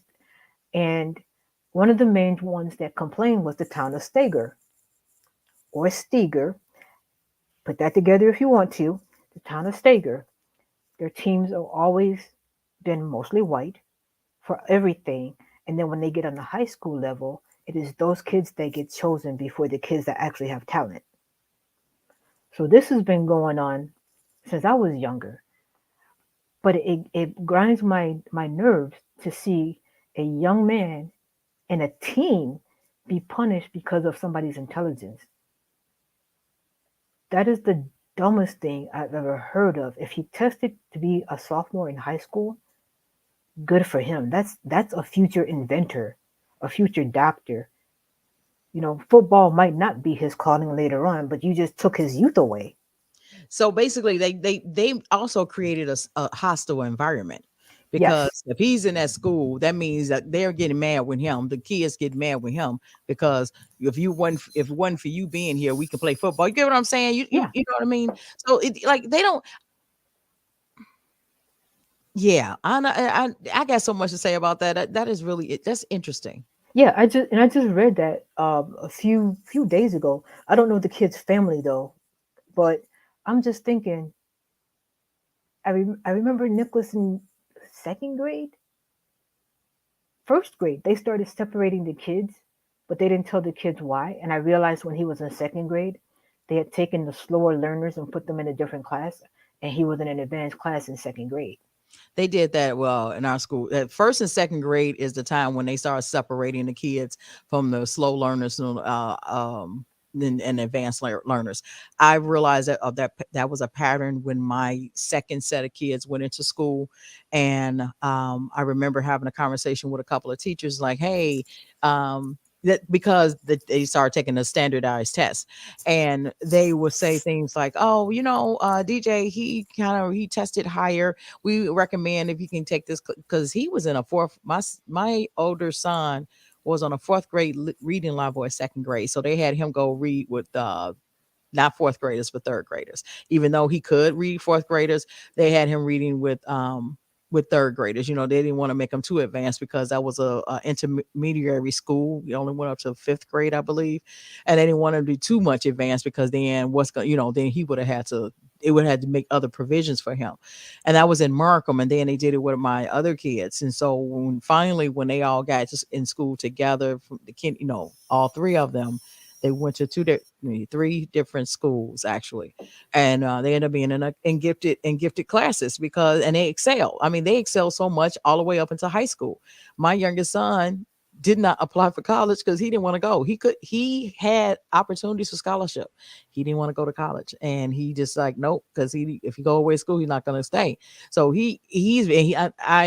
and so looking at this, when you think about the first and second grade, during that time, that's because of standardized tests, and that's why they started separating them because You the know test. what though? When they got to all right, so high school level. Now I have been looking at college since the kid was born. Now, my hope was Notre Dame. I know Okay, he wouldn't even apply for Notre Dame, because he didn't but want to go to Notre Dame. that's okay. In the womb, he was supposed to go to Notre Dame. But it's interesting that the kid that got hyped up the most on the team, he did not run cross country. He only did track, and he did try out for the Olympics, and he did not make it. He went to UW and set a lot of records there. But with Nicholas, the coaches didn't help him at all.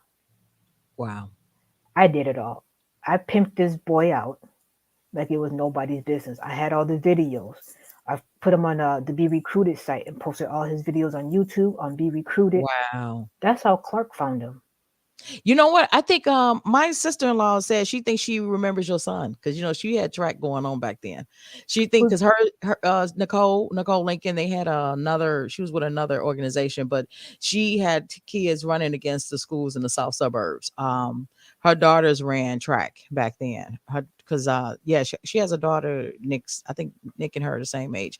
Uh, What Monique. school? They was in Plainfield, one of them Plainfields high Maybe in school. the summer. Yeah, it wasn't like during the year. It was there like Yeah, Junior they had Olympics. special ones. Yeah, they had the ones. Yeah, she thinks she remembers him. Oh Lord.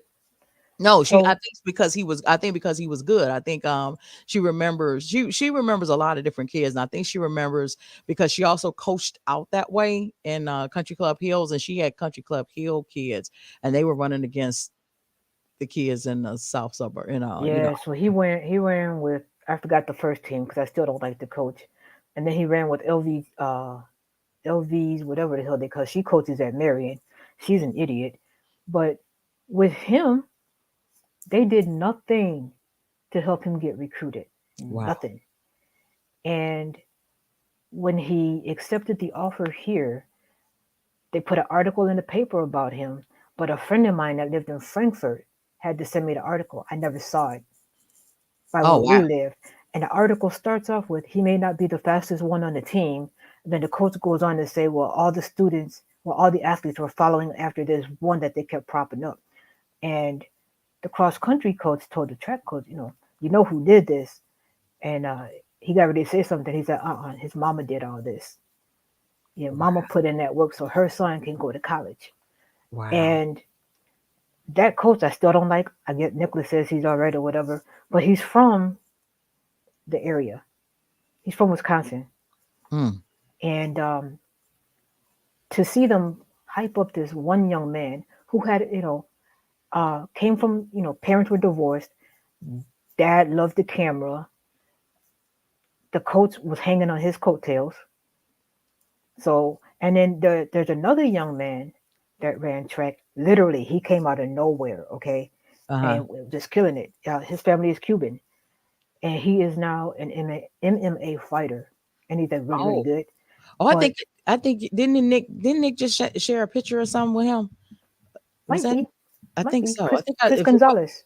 yeah, if it wasn't him, somebody else on our page, somebody else on our friends list shared But some MMA fighter. so he passed up the chance to try out for the Olympics because he had like a huge meet coming up or whatever, and he was training for that. Okay. And the coach is still on his riding his coattail, the high school coach. Wow. Wow. So they couldn't get close to Nicholas because of me. You're not going to ride his coattails. He's going to do what he's supposed to do. Whatever happens, happens. Because Nicholas, like, played basketball and rolled his ankle, and he would still run.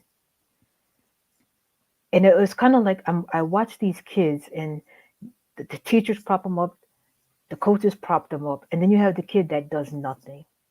Who's propping that kid up? I was fortunate, or should I say, he was fortunate because he had me in his corner. What about the parent that really doesn't have time and can't make it up to the school and they don't accommodate the parents' hours somewhere in there, video call, anything? What do Mhm. you tell that what do you tell that kid? They You don't know, s- they don't see they don't see our children as humans. Only time when they own, and I won't say not everybody, but there are people that see bottom line before they see an actual human being, and that's all across the board. You don't have to be black, white, or whatever. They see, if they see you as profitable, that's what they do. and Um, that's the problem. Herschel Walker, a prime oh my example. God, when I saw that interview with Herschel Walker and Lindsey Graham, and Herschel Walker just sitting there all smiling with a big ass dumb grin on his face. And Lindsey Graham was just like, look at him. Look at him. Like, did he really just say look at him? Like, I mean, look at him like he put him like he on display. Look at him. Look at him. I like you might as well go ahead and pat him on top of the head. Like I was just really just tripping on this. And to hear this, and you know what? It's interesting that people rather have folks they can control than actual folks that can contribute. Like you want so much control that you would just cut out folks that can actually contribute and push you further. You would rather have people that you can control. You know what I mean? Because if something happens to you, So it's just it's so weird. think about this. When we see young children on TV, because they're like uber smart, and Yeah. they're 8, 9, 10, 11 years old, they're usually BIPOC. Okay, let's think about this. They're usually BIPOC. The first COVID vaccine that came on the market was created by a black woman. Now think about Right. this. Right. Right. So if we have all of this intelligence in our ranks, where's the other ones at? Now, I'm not taking anything away saying that there's no smart ones, but it's the fact that these kids are coming through with these numbers. They're testing past Einstein. And these are young black and brown kids. They have plans for what they want to do. There was a young man that was like 10 years old. His book bag was bigger than he was, and his mother had to go sit in the classes with him because he was so young. And this was at a college campus. He Wow. went from a junior college at 10 years old to a 4 year university saying he wanted to be an astrophysicist. Who thinks of that? Somebody that's been here before. That's good. We need some more of them. We need more of them. And then they talked to some of the students in his classes, and they're like, they were saying, yeah, it's kind of intimidating because this small person comes in with all of this knowledge and doesn't seem to struggle, but they're struggling. So it's intimidating. Imagine somebody that's 6'2" saying they're intimidated by a 10-year old. You know, people don't stop and think of the correlation of what BIPOC people bring to the table. We're intelligent people. They know that, but they If rather we they if want to we weren't manipulate. right, but if we were not so intelligent, we would have never had a stop sign, stop light, air conditioning, If everything we, that the white man got credit for, they would if not we have had. if we weren't so intelligent, they would still have us as slaves. I mean, they do, but they would more all of us would still be slaves. You know what I mean? Like Yeah. they have to stop. And you know what? And you can't take that away. You can't take away the fact there's a lot of intelligent black folks. Just like now, I was sitting up looking at something and I'm seeing how the elections are playing out. And Killer Mike, Killer Mike was all Bernie all the way, right? He was starting this credit union, his bank, and everything. Now he is stumping for Mr. Kemp. I've listened He to people talk about the reasons why the flip flop, and I get it, but they're not come on now. understanding that they're not understanding that what we're seeing right now, Trump had already put in place before he left office. They're not understanding that he put people in jobs that they cannot be fired from because he already had a plan of what he was going to do going forward. They're Right. already saying midterm elections, they're already saying that they're not going to accept the votes if they lose. So it's like, oh, if I don't win, we don't have anything. And the one they're talking about is that one lady in is it Arizona that says she's white, but she looks like she's biracial. Oh yeah, she biracial. I don't. She's No, something. I looked her up and it says white. You That's know, because I mean, you look at Egyptian, you look at the census thing and see Egyptian is considered white. And I have another thing to talk about that because I saw one of those videos. I was on TikTok, and I guess a black travel group was in Egypt in Alexandria. They went to the beach. Do you know them little Egyptian people that's still part of Africa were doing things to these black people? They were like kicking at them, like acting. I mean, they were cutting up with these folks. Talking about they didn't want them there. yet if you look at the old hieroglyphics from the Egyptians, they have dreadlocks. I'm like, excuse me, sir. Like, if it wasn't for them Greek people, your ass wouldn't be here. You wouldn't have the tone of skin you got. What do you talk? Why? Like this. I'm gonna just be quiet. I'm just gonna be quiet. It's interesting Someone when else. they finally revealed what they think uh, Tutankhamun looks like. And I'm watching this when they did it. And as they turned it and pivoted it around, I looked at Nicholas. I was like, oh shit, Nicholas looks just like him. And for people to demonize other people, they don't understand literally. They don't understand the sciences and they don't understand biology. And when they go back and they look at their ancestors, you go back to the Viking times. Guess what? Vikings had dreadlocks. Everybody had dreadlocks back then because you know They what? couldn't comb their hair. Exactly. Shit, they couldn't comb their hair. And and here's the thing. Vikings, theirs was more of a like a matted down thing or whatever because they kept their hair long. That's whatever. But the point of all of this, when you look at the actual Rastafarianism and the reason why they have dreads, it's a totally different thing and why they talk about it. And this is why they try to put ownership. I'm like, if you think about it back then, we don't know what really happened back then. We need to stop trying to predate things and try to like stake claim. But one thing we do know that people of color are the cradle of civilization. We are the first ones. The people of color are the first. You cannot get people of color from a white person. You just can't. It's impossible. Right. Secondly, they did a CGI. They did this thing from that shroud of Jesus. Hmm. They had these scientists just put together what Jesus would have looked, what Jesus they think from that shroud looked like. It was Yeah. still a European man. I said, you know what? I am sick of these. I am tired of these people trying to recreate a history that don't exist.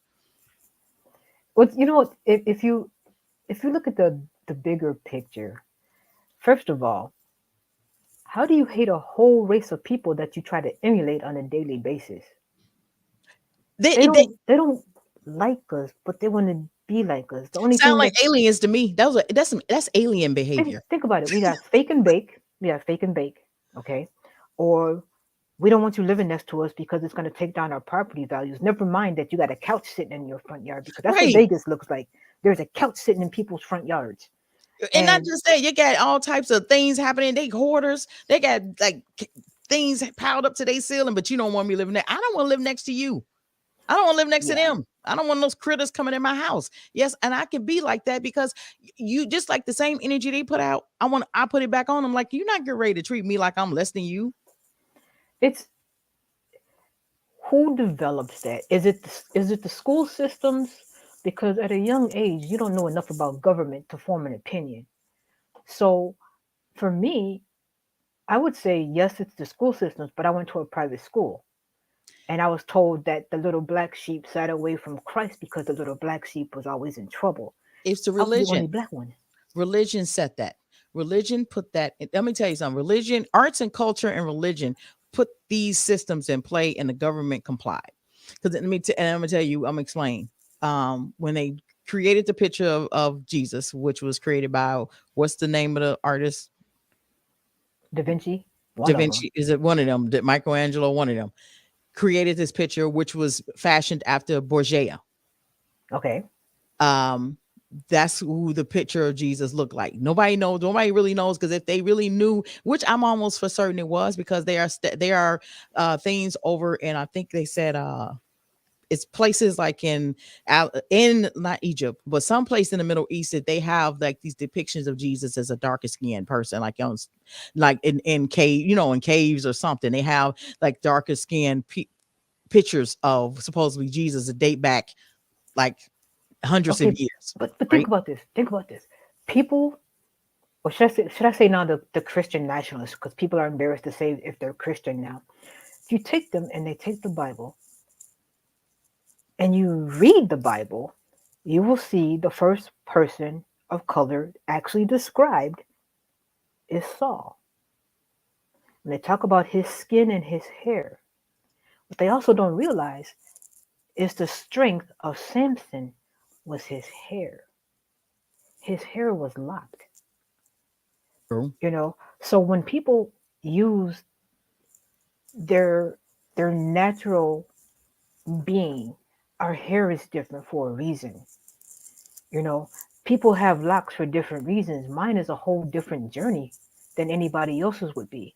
Some choose to get a weave, because they want to be.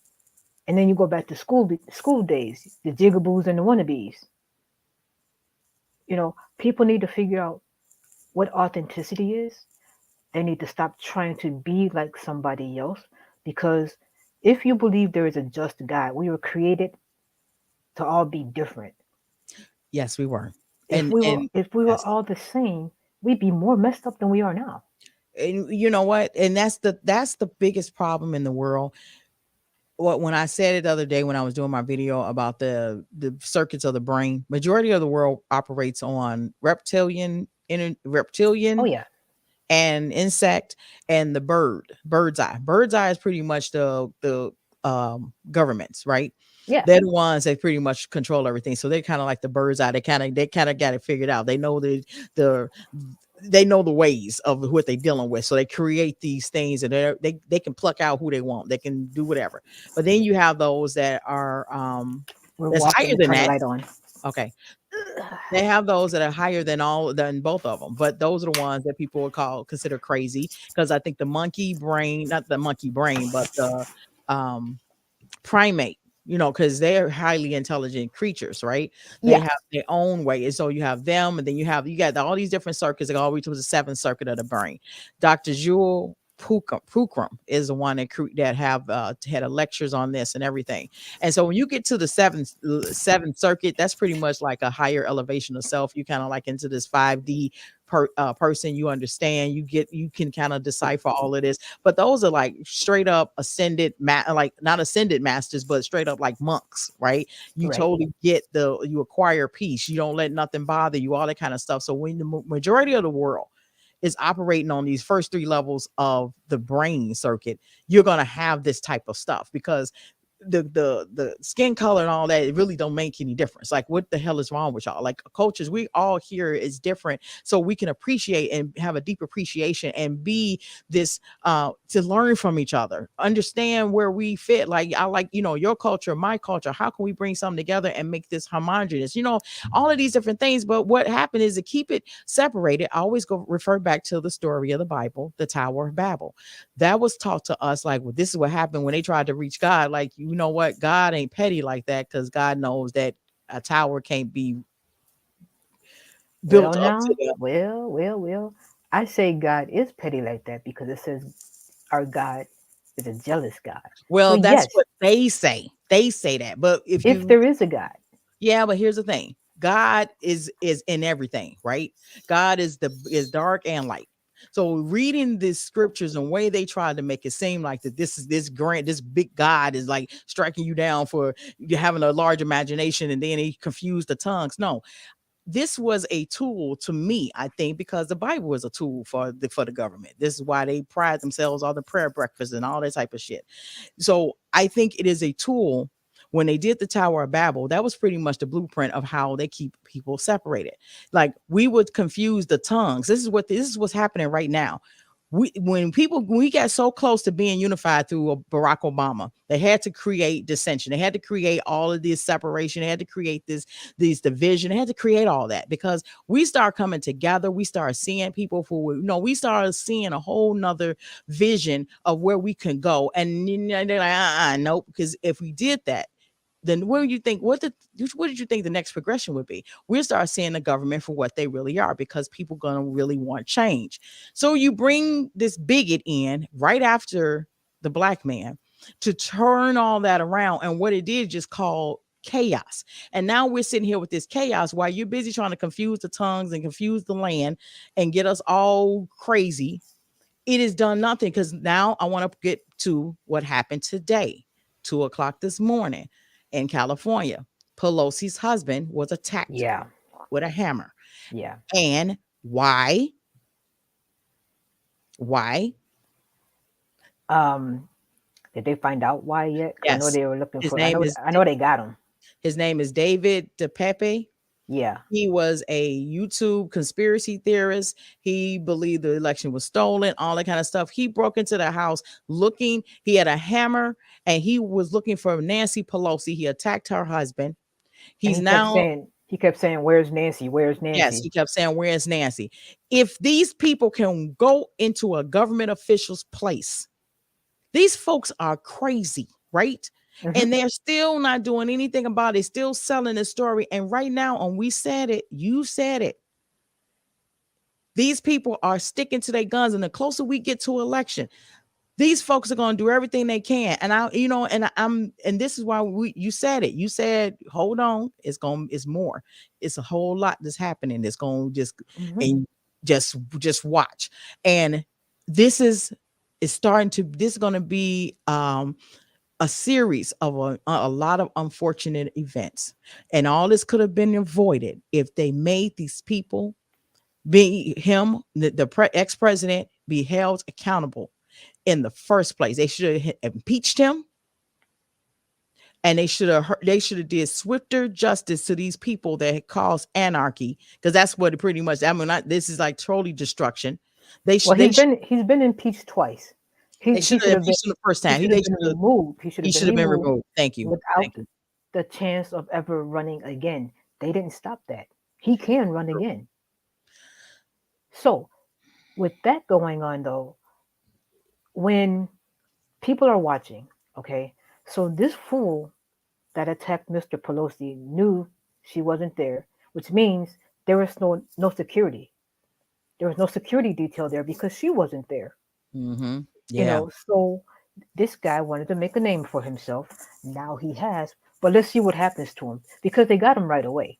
Because the police were called. I think somehow the police were called. They were able to get there when the attack went, before he attacked him, right? So they got there and they said Mr. Pelosi had a hammer, and dude had a hammer, and I guess he must have heard him break in, and then that's when I think the police, when they get that call, they hurry up and come. So now security is about to be stepped up for a lot of a lot of these people. You get what Well, I'm saying? dude Because got the snap beat out of him though. That's an 82-year-old man. right. He hit him with a he like, and so he's going, they charging him with attempted murder, aggravated assault with a deadly weapon. It's a series of burglary. It's a series of things. I think it's like 20 something counts. And they're about to, they're really, so I'm really curious of what's going to happen next. And speaking of criminals, I want to talk about Daryl Brooks, Okay. the dude from they ran into the parade with the car and hit all those people last year Yeah. in November, that Christmas parade in the Milwaukee. Yeah. Yeah, was it Waukesha? Yeah. His antics in court. Oh Jesus! I was like, what the heck? I would have been like, I would have put him out, and my husband said no.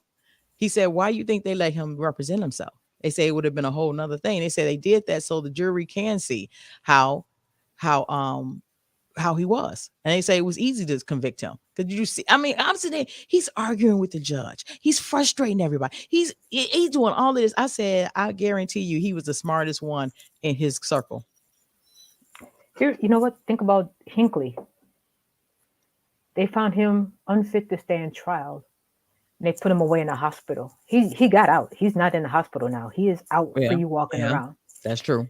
So Hinckley was white. Hinckley was disturbed. He was touched. There you go. He was touched. This guy purposely drove through a crowd of people and then put on a show in court. What sentence will he get? This was he biracial black man. Let's see what happens to him. Hinckley was spared jail. Well, this boy get ready to go to jail. He got they all 76 counts. He was found guilty. He's about to go to jail. And now I'm looking at this an hour ago. Dancer says fear of Weinstein muted her sex assault response. These crudgy old, unattractive, older white men and their superiority complex. When they finally get caught, they're afraid. And not even all white men. We're going to toss Cosby's ass in there too. They do these things and they teach their kids, be careful what you do. Eventually it's going to catch up with you. It's caught up with them, but they're afraid to go to jail to do the time. No, sir. You don't, Mm-mm. Why? You know what? Here's the thing. Anybody, male, female, why do something and then get upset with the consequences? And that's what the dude did when when they found him guilty. You should saw him sitting there. He was quiet then, but he cried. When he started talking, he started crying. Like, fuck you. Why are you crying? You deliberately drove into people. Yeah. Seriously. I understand that he may have something may be wrong with him, but he drove his entire car into people. On purpose. On purpose. Why? I have no idea why he did it, but he just did it. So when you look at him and then you say Weinstein and all these other people, these old crusty, then the men using their body parts to put on people like that, it's nasty. And then they surprised when they go to jail. Why are you surprised you're going to jail? because it shouldn't happen to me. You know the rest of the story. Yeah, I'm but you also had I'm also looking at the obituary for Reverend Calvin Butts. wait a That minute. That's a real person. yeah, a black Calvin man. Butts. He was a pillar of Harlem. He died at 73. This is a man that fought poverty, racism, all of this in New York in the Obsidian Baptist Church. Like I remember Al Sharpton being around this guy. So we're having chaos on this side, but then on the other side, you're starting to see pillars of advocacy pass away. Yeah. You know, people that fought for the things to go right. Where do we go when they pass off? Because the younger people don't care. They just want to get up, go to work, go home, figure out why not to go to work. But then there's like people like me that come along and say, you know what, I can do the same thing. Where would I go? These are people that I watched since I was a child and decided this is what I want to do. And then I come to a place like this and I'm just like, what the hell was I thinking? you know you know what, and you know why, because it's not going to take just you, it's going to take more than you, and there's a lot of people that are waking up. It's taking a long time. We're not supposed to lead the charge. I realize that. The time for a single leader is over, because see, they figured out if they can get people to get to interweave into your circle and get all up next to you, that kind of stuff is starting to get like exposed a lot faster. Had this been 50 years ago, some of our leaders that were murdered would still be alive because of the folks they trusted. And see, because of us learning that, I think that the time is we are not here to lead the charge and be seen as these singular leaders to be the one to take up arms. It got to take more than just one person. It's going to take a lot of different people to be in different places and be more strategic. I said this yesterday when I posted it. It's time to be strategic. It's time to work underground. It's time to it's time to work in certain places and make an impact where you are, because it's the small changes. And then when I remember hearing and reading something about it's the small foxes that spoil the vine. And I remember I've been hearing this scripture all week. It's the small foxes that spoil the vine. Little foxes will get into the vine and just and spoil it, right? We are here to spoil this vine that has been perpetuating over and over and over again. They've been suckling off of the grapes for a long time, and it's time for the small foxes to spoil the vine. So I really believe it's not going to just take you and me. It's time for us sitting back and getting the confirmations for us to sit back. That is very is on time, because we're not, because we'll take ourselves out of here, or they would do everything they can in their power to try to disrupt what we're doing, to the point that they will want us to, you know what I mean? So, and it's Yeah, not even about is and we get it. So we know when to fall back, and it's not my ego. Cause see, our ego would be like, no, we're gonna keep going. I'm gonna keep going because they ain't gonna show me. No, I know how to protect my peace. I know where to go and where and when to go and how to be there and how to pull back and how to contribute. I know what to do. And so when like you said, you came here and it's like, what the hell? Yeah, you know what to do now. I think it came at a good time, because now it's like, you know what? What better time to focus on yourself than now? I think true. this is the best time. Well, I'm pretty much through with this town, but I'm looking at around the world. There's also another headline that makes you scratch your head. In Uh-oh. South Africa, charges were dropped in a gang rape case. Women's rights groups, who knew South Africa has women's rights groups that actually stand up? Oh damn. They are When they criticizing police. were they all black women? Yes. Oh my They're God, black they're women can't get criticizing, together. right? Oh Criticizing shit. police for perceived failures, perceived. Notice the wording. This is from the press. Perceived failures after charges were dropped against 14 men accused of gang raping Ooh. and robbing female members of a film crew at an Oh, abandoned mine. wow. So how charges getting dropped for a gang rape? How is that a perceived failure? Power of the press, the spin, make it look like, oh, they're not sure, that they're just thinking again, that mentality of men, they just think they failed. We'll tell them what really happened. This is worldwide. So when I go on my soapbox and I try to get people to stand up for what's right, it's not just here. This is just a small microcosmic Mm-hmm. thing, microcosm. Yeah, there we go, of Micro. what's going on around the world. Yeah. And you know, people, yes, it's a small town, but on a whole, we have a whole world going through the same thing we're going through here Mm-hmm. in Chicago, California, South Africa. Yep. So when people stop believing they're the only ones, the type of stuff that we see here is happening in another town. It sure Dubuque is is. not singular in the bullshit that they have. I have a Iowa as a whole yeah. has a whole different level of bullshit, Yeah. but Arizona. And it's mostly, and here's the thing, a lot of the red states, and I said this other day, a lot of the red states are experiencing some of the similar issues because I have a friend that's a teacher in Arizona and she's facing some of the issues. And she is maybe one of 3 Black teachers in that school. And the way that the teachers treat her, they thought they had one of those step it fetch it Black teachers. They had, my sister's like me and you.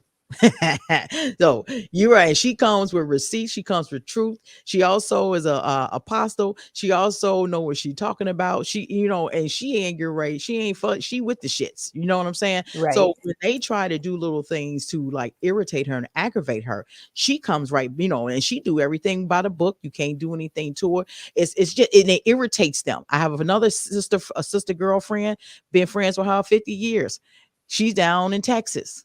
She's a professor facing the same thing. So these are red states. So these are types of things that are happening all over because folks just don't want, for some reason, I don't know, it's a woman thing all over.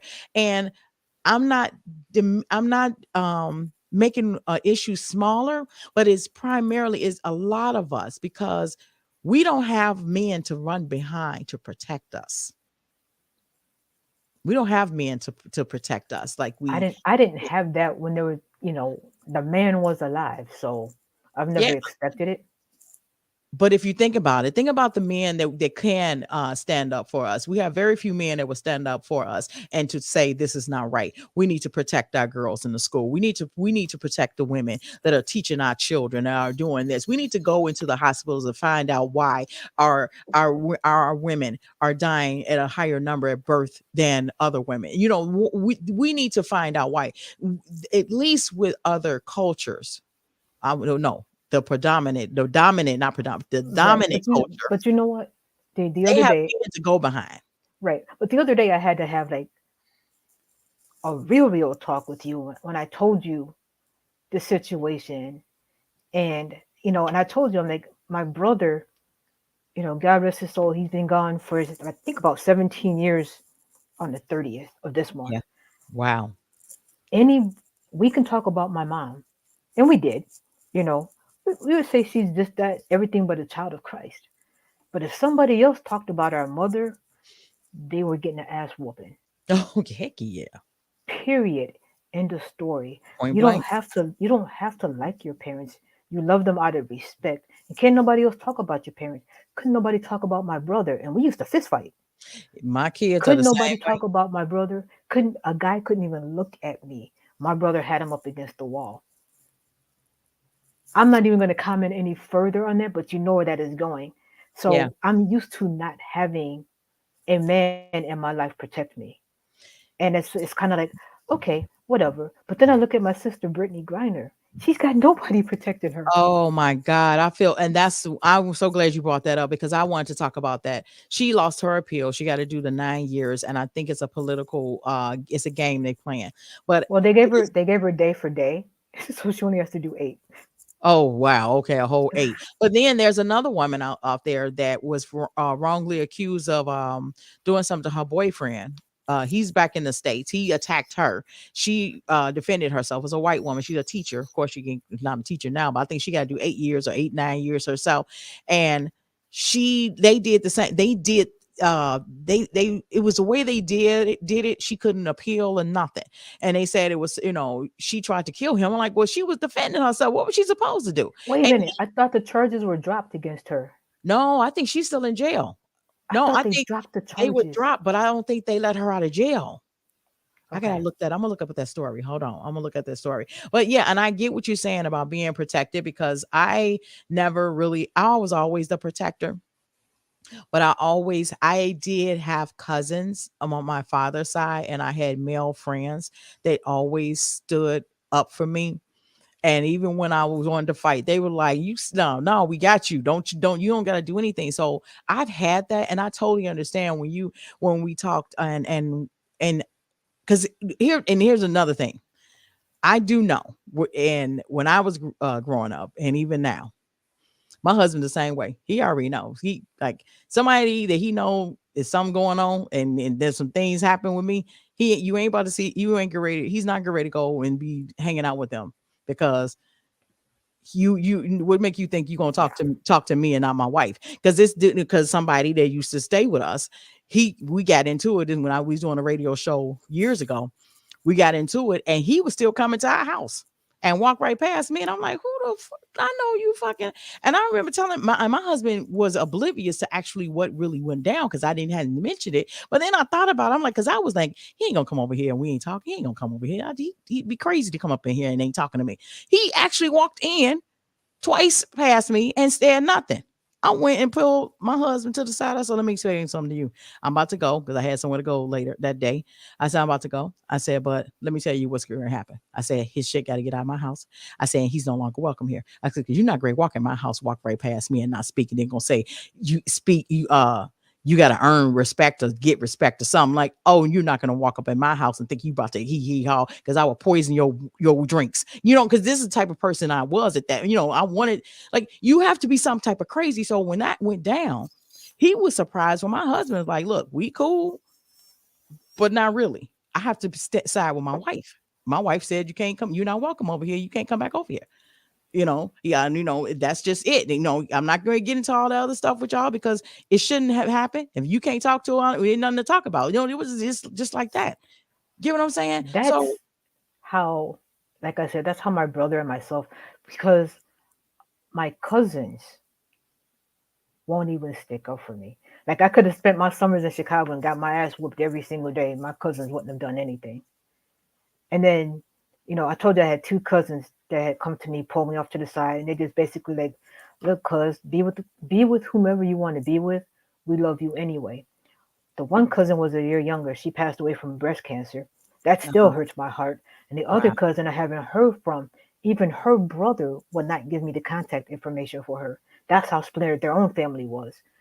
So I'm thinking, this is just in my family, so don't nobody come at me. People that were brought up in the South by single mothers lack a lot.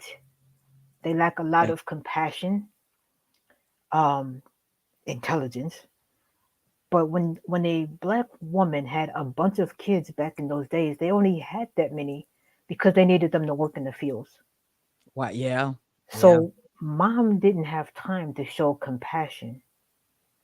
And every single man in my family on my father's side, except for my Uncle John,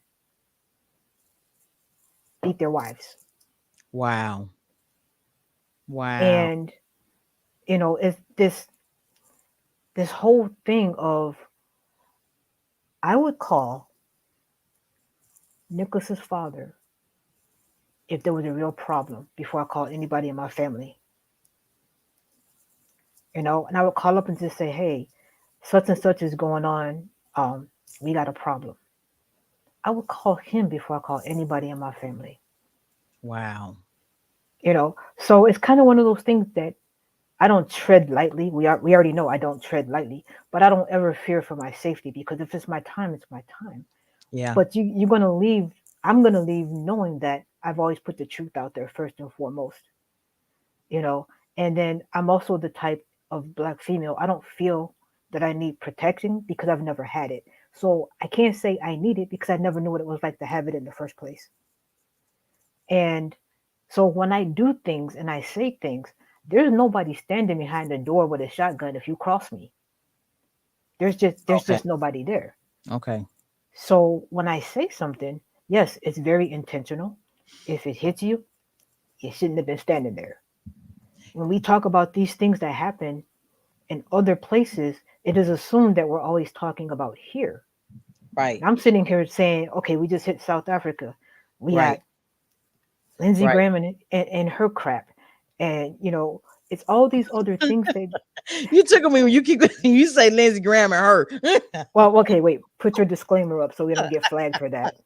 All right, we got a disclaimer. We got it. This is social commentary. Don't y'all flag my shit. Oh, I'm going. I'm like I'm going. Whatever. Yeah, I get it. Yeah, I get it. You don't have to. You are preaching to the choir. I get it. Because So I now, also wait, but now yeah, I look, get it. listen to this though. What do we tell the young ladies in school right now that are going through something? What do we tell them when even the people put in place to protect these young ladies cannot protect these young ladies? You're continuing a cycle. And when you continue this cycle, you've already seen that the system set up to protect students is not going to protect you. They've already got it in their mind that going forth, that they might not be protected on any level. So when they go to college and something happens there, what next? Uh-huh. And if they come home and they end up in an abusive relationship, what happens there? We saw the end result of what do you call it, order of protection that didn't work. Right. So what do we tell young ladies that are now facing these situations? You can't tell them to get over it. you Right. know the parents, they don't really want the parents coming into the schools even though they won't say so. But what are we supposed to tell these young people when there is nobody there to protect them? What does that look like for us? What is he doing? My cat came in as soon as he opened the door. She ran in here like she needed me. She wouldn't come out, and he kept trying to get. I'm sorry. It's like he was behind me trying to get out. We kept trying to signal her out, and she kept rolling around on the floor. I'm sorry, but you're right. You're right. It did the whole protection about the girls, and what do we tell them? Because we don't get no. And it's very interesting that this has been going on. I mean, shit. Malcolm X said it. The most unprotected person in the world is the black woman. It's the Farrakhan most. says it too. Farrakhan says it, and we are. And it's so interesting. Like, when do we get to this? When do we get that we are unprotected? And then they wonder why we are the way we are. Like, you would be this way too if you were not protected. And then I remember saying, because somebody just said to me not too early this week, saying, "Well, that's how we feel about the old white man taking our rights to vote, or taking our rights and controlling our bodies." I'm like, I Yeah. like, that's kind of not the same. I uh, said, there, I get what you're saying. I get it. And here's the thing, I get it. It's not the same right. because they've been complicit in when men telling and dictating and doing what they've been doing up until now, right? Right. So had it not been, when they first got the right to vote in the 20s, 1920s, 1922, whatever year it was, that was their time to stick up for all black, all women, not just them. Right. So when they Right. got the right to vote, you think they turn around and say, "Well, you know what, you need to get it." So then, you know what I mean. So it's like we're supposed to be so inclusive. Include us when you can benefit from something. Bring us along with you, because at that point, by us being the most unprotected species Well, class of people. Class of or people. class of people, I say species because that's what they look at us as. But we're the most unprotected class of people, and you see this, and you want to, and then you want to have these conversations, and you concerned about our well-being. When you are able to have this, like I said, we need accomplices, not allies. So when will that time comes when we are just as important? So these black men that look like us can start seeing that they need to protect us, because it seems like they ain't listening to us. They're listening to people that don't look like us. Right. But see, I learned that lesson as a child to not to not ever depend on a man. And that sounds bad because people think, oh, she just doesn't like men. I love my brothers. I really do. Right. But I grew up watching my father beat the shit out of my mom. I grew up watching my father try to kill my mom. So Yeah. Same. if he was not protecting his own wife, why would I think he was going to protect his daughter? So I never had that expectation of, well, hey, my daddy's going to come save the day or whatever, whatever. No, no, my dad was the opposite. He was very misogynistic. If something happened, he always said that I was probably the one that caused it, even when he found out otherwise. He, in his mind, it was still me. I didn't even live with him. This was going on. So my grandfather never said anything about anything. I don't think I ever heard the man talk. Well, I you don't know what? remember. But if you think about it, these are people that was like one or two generations removed from slavery, and so there has been a lot of things that had happened to create this in their psyche, that they have their manhood, and they've seen how things were done, or passed it on. So when it's passed on, things get passed on and get watered down. So instead of you went from being a man to, after you get free, then you dominate your wife because this is the American way, and then it started going trickling down, and then women start getting tired of being treated a certain type of way. Then the ERA movement comes, and then we told that and really a lot of us did not have problems with our black men until systemic racism started happening, and all Well, of the type of, that goes way and it back goes though. way back. It does, but it also goes back to, again, having these things. You got these people that's free, that coming from the South. They got these all these ideologies. They beating they women, all these type of things. So they think we have this American way of being, and it don't work for black folks. It don't work for us. We can get along so much better if we can just sit down and just honor each other and see each other and understand that we on the same team. And until we get all that noise, the white noise, out of our realm, we would be able to move along much further. And we can't do that right now because we have too many people trying to impress folks that don't look like us, or have Right. other folks to police us and teach and intervene on their behalf. They tone deaf. It's almost 6:30. We got to get on for Duchess Corner because I gotta cook and I'm hungry, and I gotta yeah. What are you Sis, cooking? I don't know. I got chicken and pork chops out, so I'm gonna be making two. I'm making two meals for 2 days, so I don't have to cook tomorrow. Okay. Yep. So I'll let you know. I was thinking about chicken and dumplings, so I'll let you know if I make some. Okay. So it is time for Duchess Corner. Before we do that, let's get a word from one of our sponsors. We got Attention all artists and creators of music. The future of music streaming technology is here. United Music Streaming. Promote your single or project, build your fan base, get paid for your music streams, get verified, and so much more for free. Be a part of the industry's #1 leading music platform. There's no other streaming platform out there like this. Join for free. That's right, free. Just visit unitedmusicstreaming.com. Or you can download our app from your app store. Click register, fill out your information, and you're all set. United Music Streaming. www.unitedmusicstreaming.com. All right, Duchess, take it away. All right, yo. What's up? What's up? So today I got some comments about mediation. I'm about to step on some toes, y'all.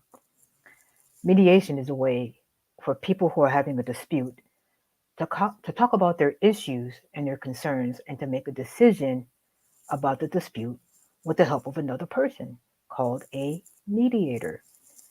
Now, some people actually have taken classes in mediation. Um, on the legal front, the CIA, the FBI, they've all taken classes on mediation and de escalation, if you will. The part of the mediator is not to decide who is right and who is wrong. They have no part in resolving your dispute other than they're listening and they're actively listening to both sides of the story. I think some people have it mixed up with, you know, number one, being a busybody and not a mediator, or just idle gossip that they can pass on to other people. And it's more likely idle gossip that they can pass on to other people. So when a group of people, a small group of people, have issues and people decide to walk away from it, that means there's no mediation. You're just gone from the situation. You leave it as it is because the mediation is not going to help. I've heard the word mediation a lot in the last few months, and it's coming from people that are hearing one side, and they decided we needed a mediator, which means they're not mediators because they're supposed to listen to both sides and not judge. They've already made a judgment in who they are going to basically take sides with, if you will. That's fine, that's on them. I think my issue boils down to when there's a group of people, a group now, a big group, collectively against one person, and the other person doesn't know this. Nobody has sat down and said, hey, do you need a mediator?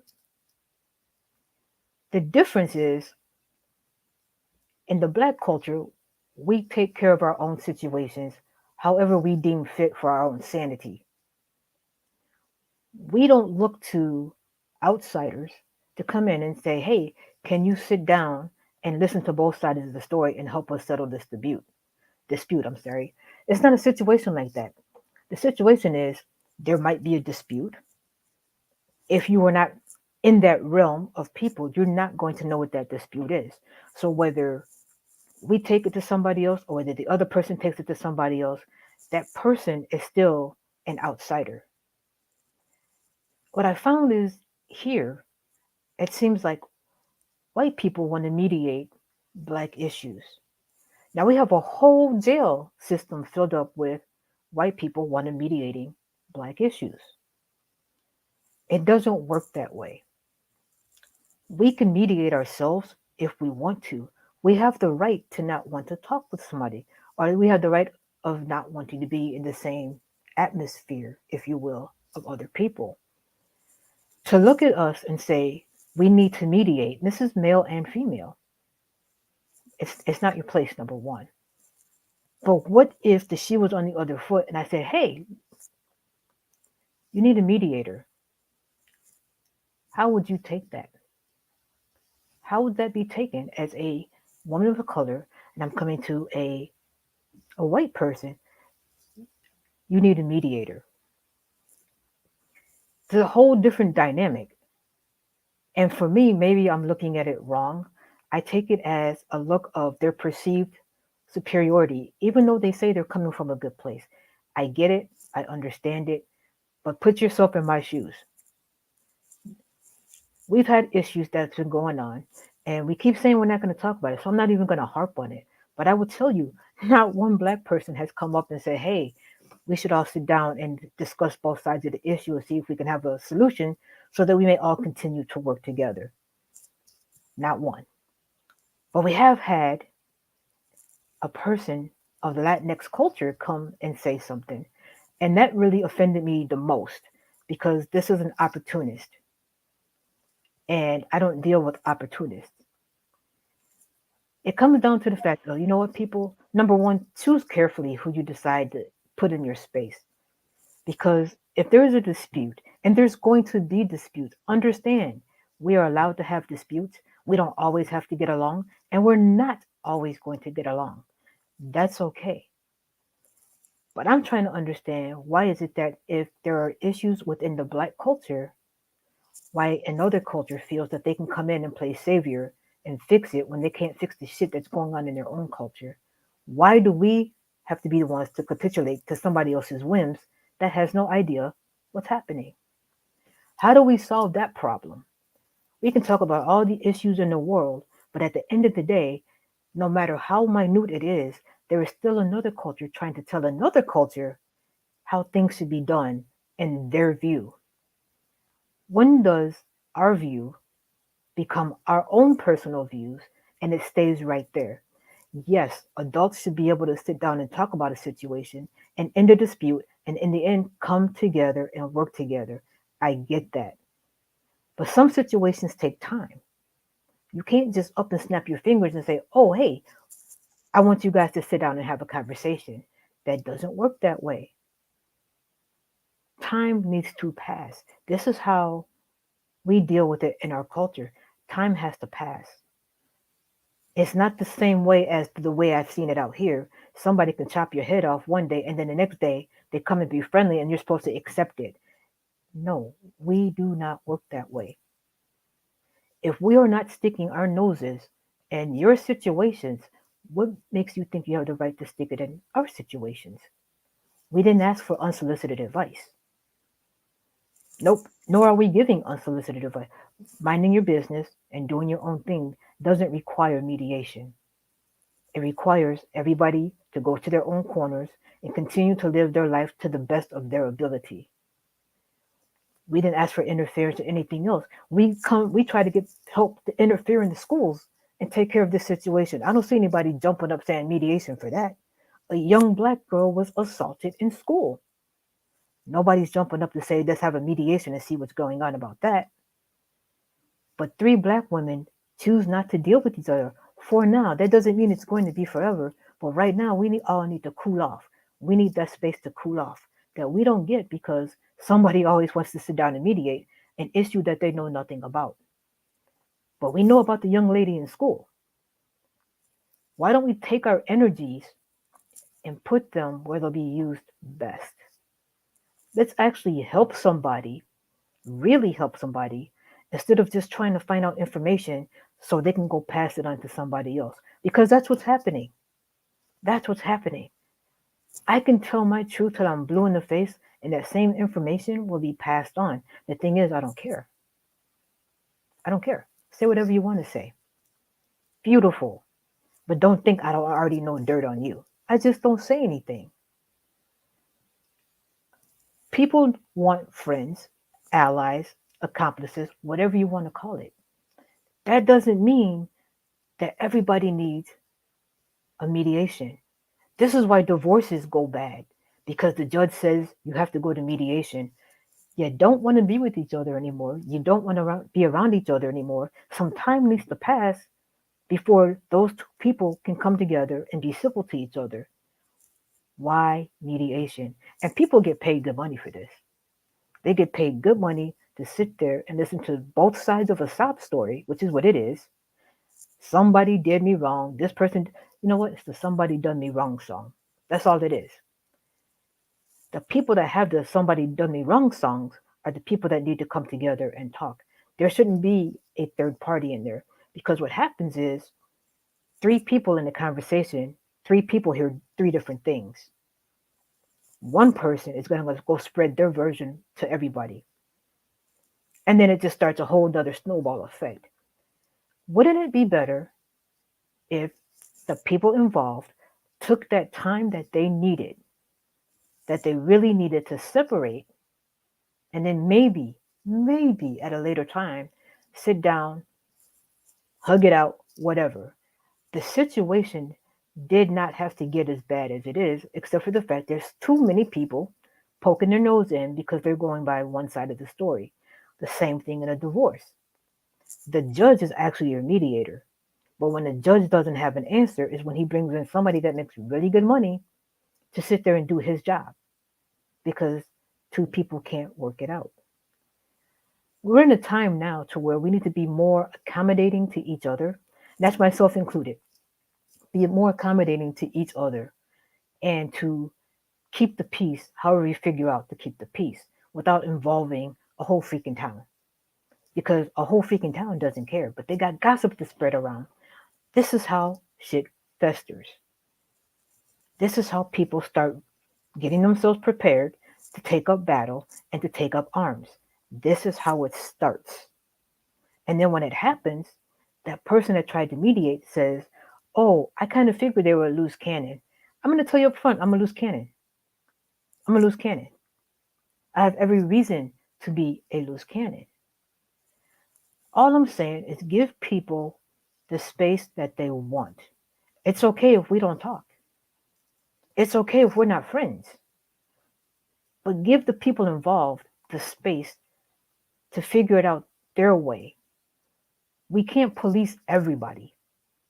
We can't control everybody's situation. Let's work together to collectively figure out a suggestion for anybody to take away the bullshit that the whole country is going through. Let's mediate on that. Peace out. Have a good weekend. All right, all right, all right, all right. Thank you, Duchess. I love your words of wisdom at the end. And again, we do this every Friday. We did a long show because last week we did a quick show and it was early, so we had a lot to catch up on. And thank you again. We already go into November. Don't forget to check out dubcityradio.com to get our updates on our new radio platform and on everything. We got new shows, new format. If you have music you want to submit, let us know. We will carefully review it and we can get you on here to do a interview. We'll figure it out. But don't forget, get to dubcityradio.com, or you can get to the email us. I'm going to put that email up right quick so you can see it. All right. So you all can email us. Email is scrolling across the bottom of the screen. And we do want to thank you again for tuning in again on another installment of Get Lit Convos. We really appreciate you guys and we love you all and we thank you for joining us. And thank you, Sylvia. Again, we definitely going to talk. We're going to have an off-air discussion. All right, you guys, until next week.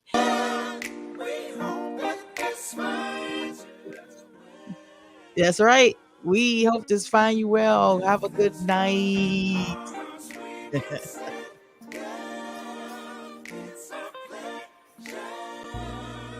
Hey, this Media Boss Goldie, and I just want to say thank you so much for following us right here on Tri-Phoenix TV. If you'd like to stay updated with what we got going on, don't forget to hit that subscribe button.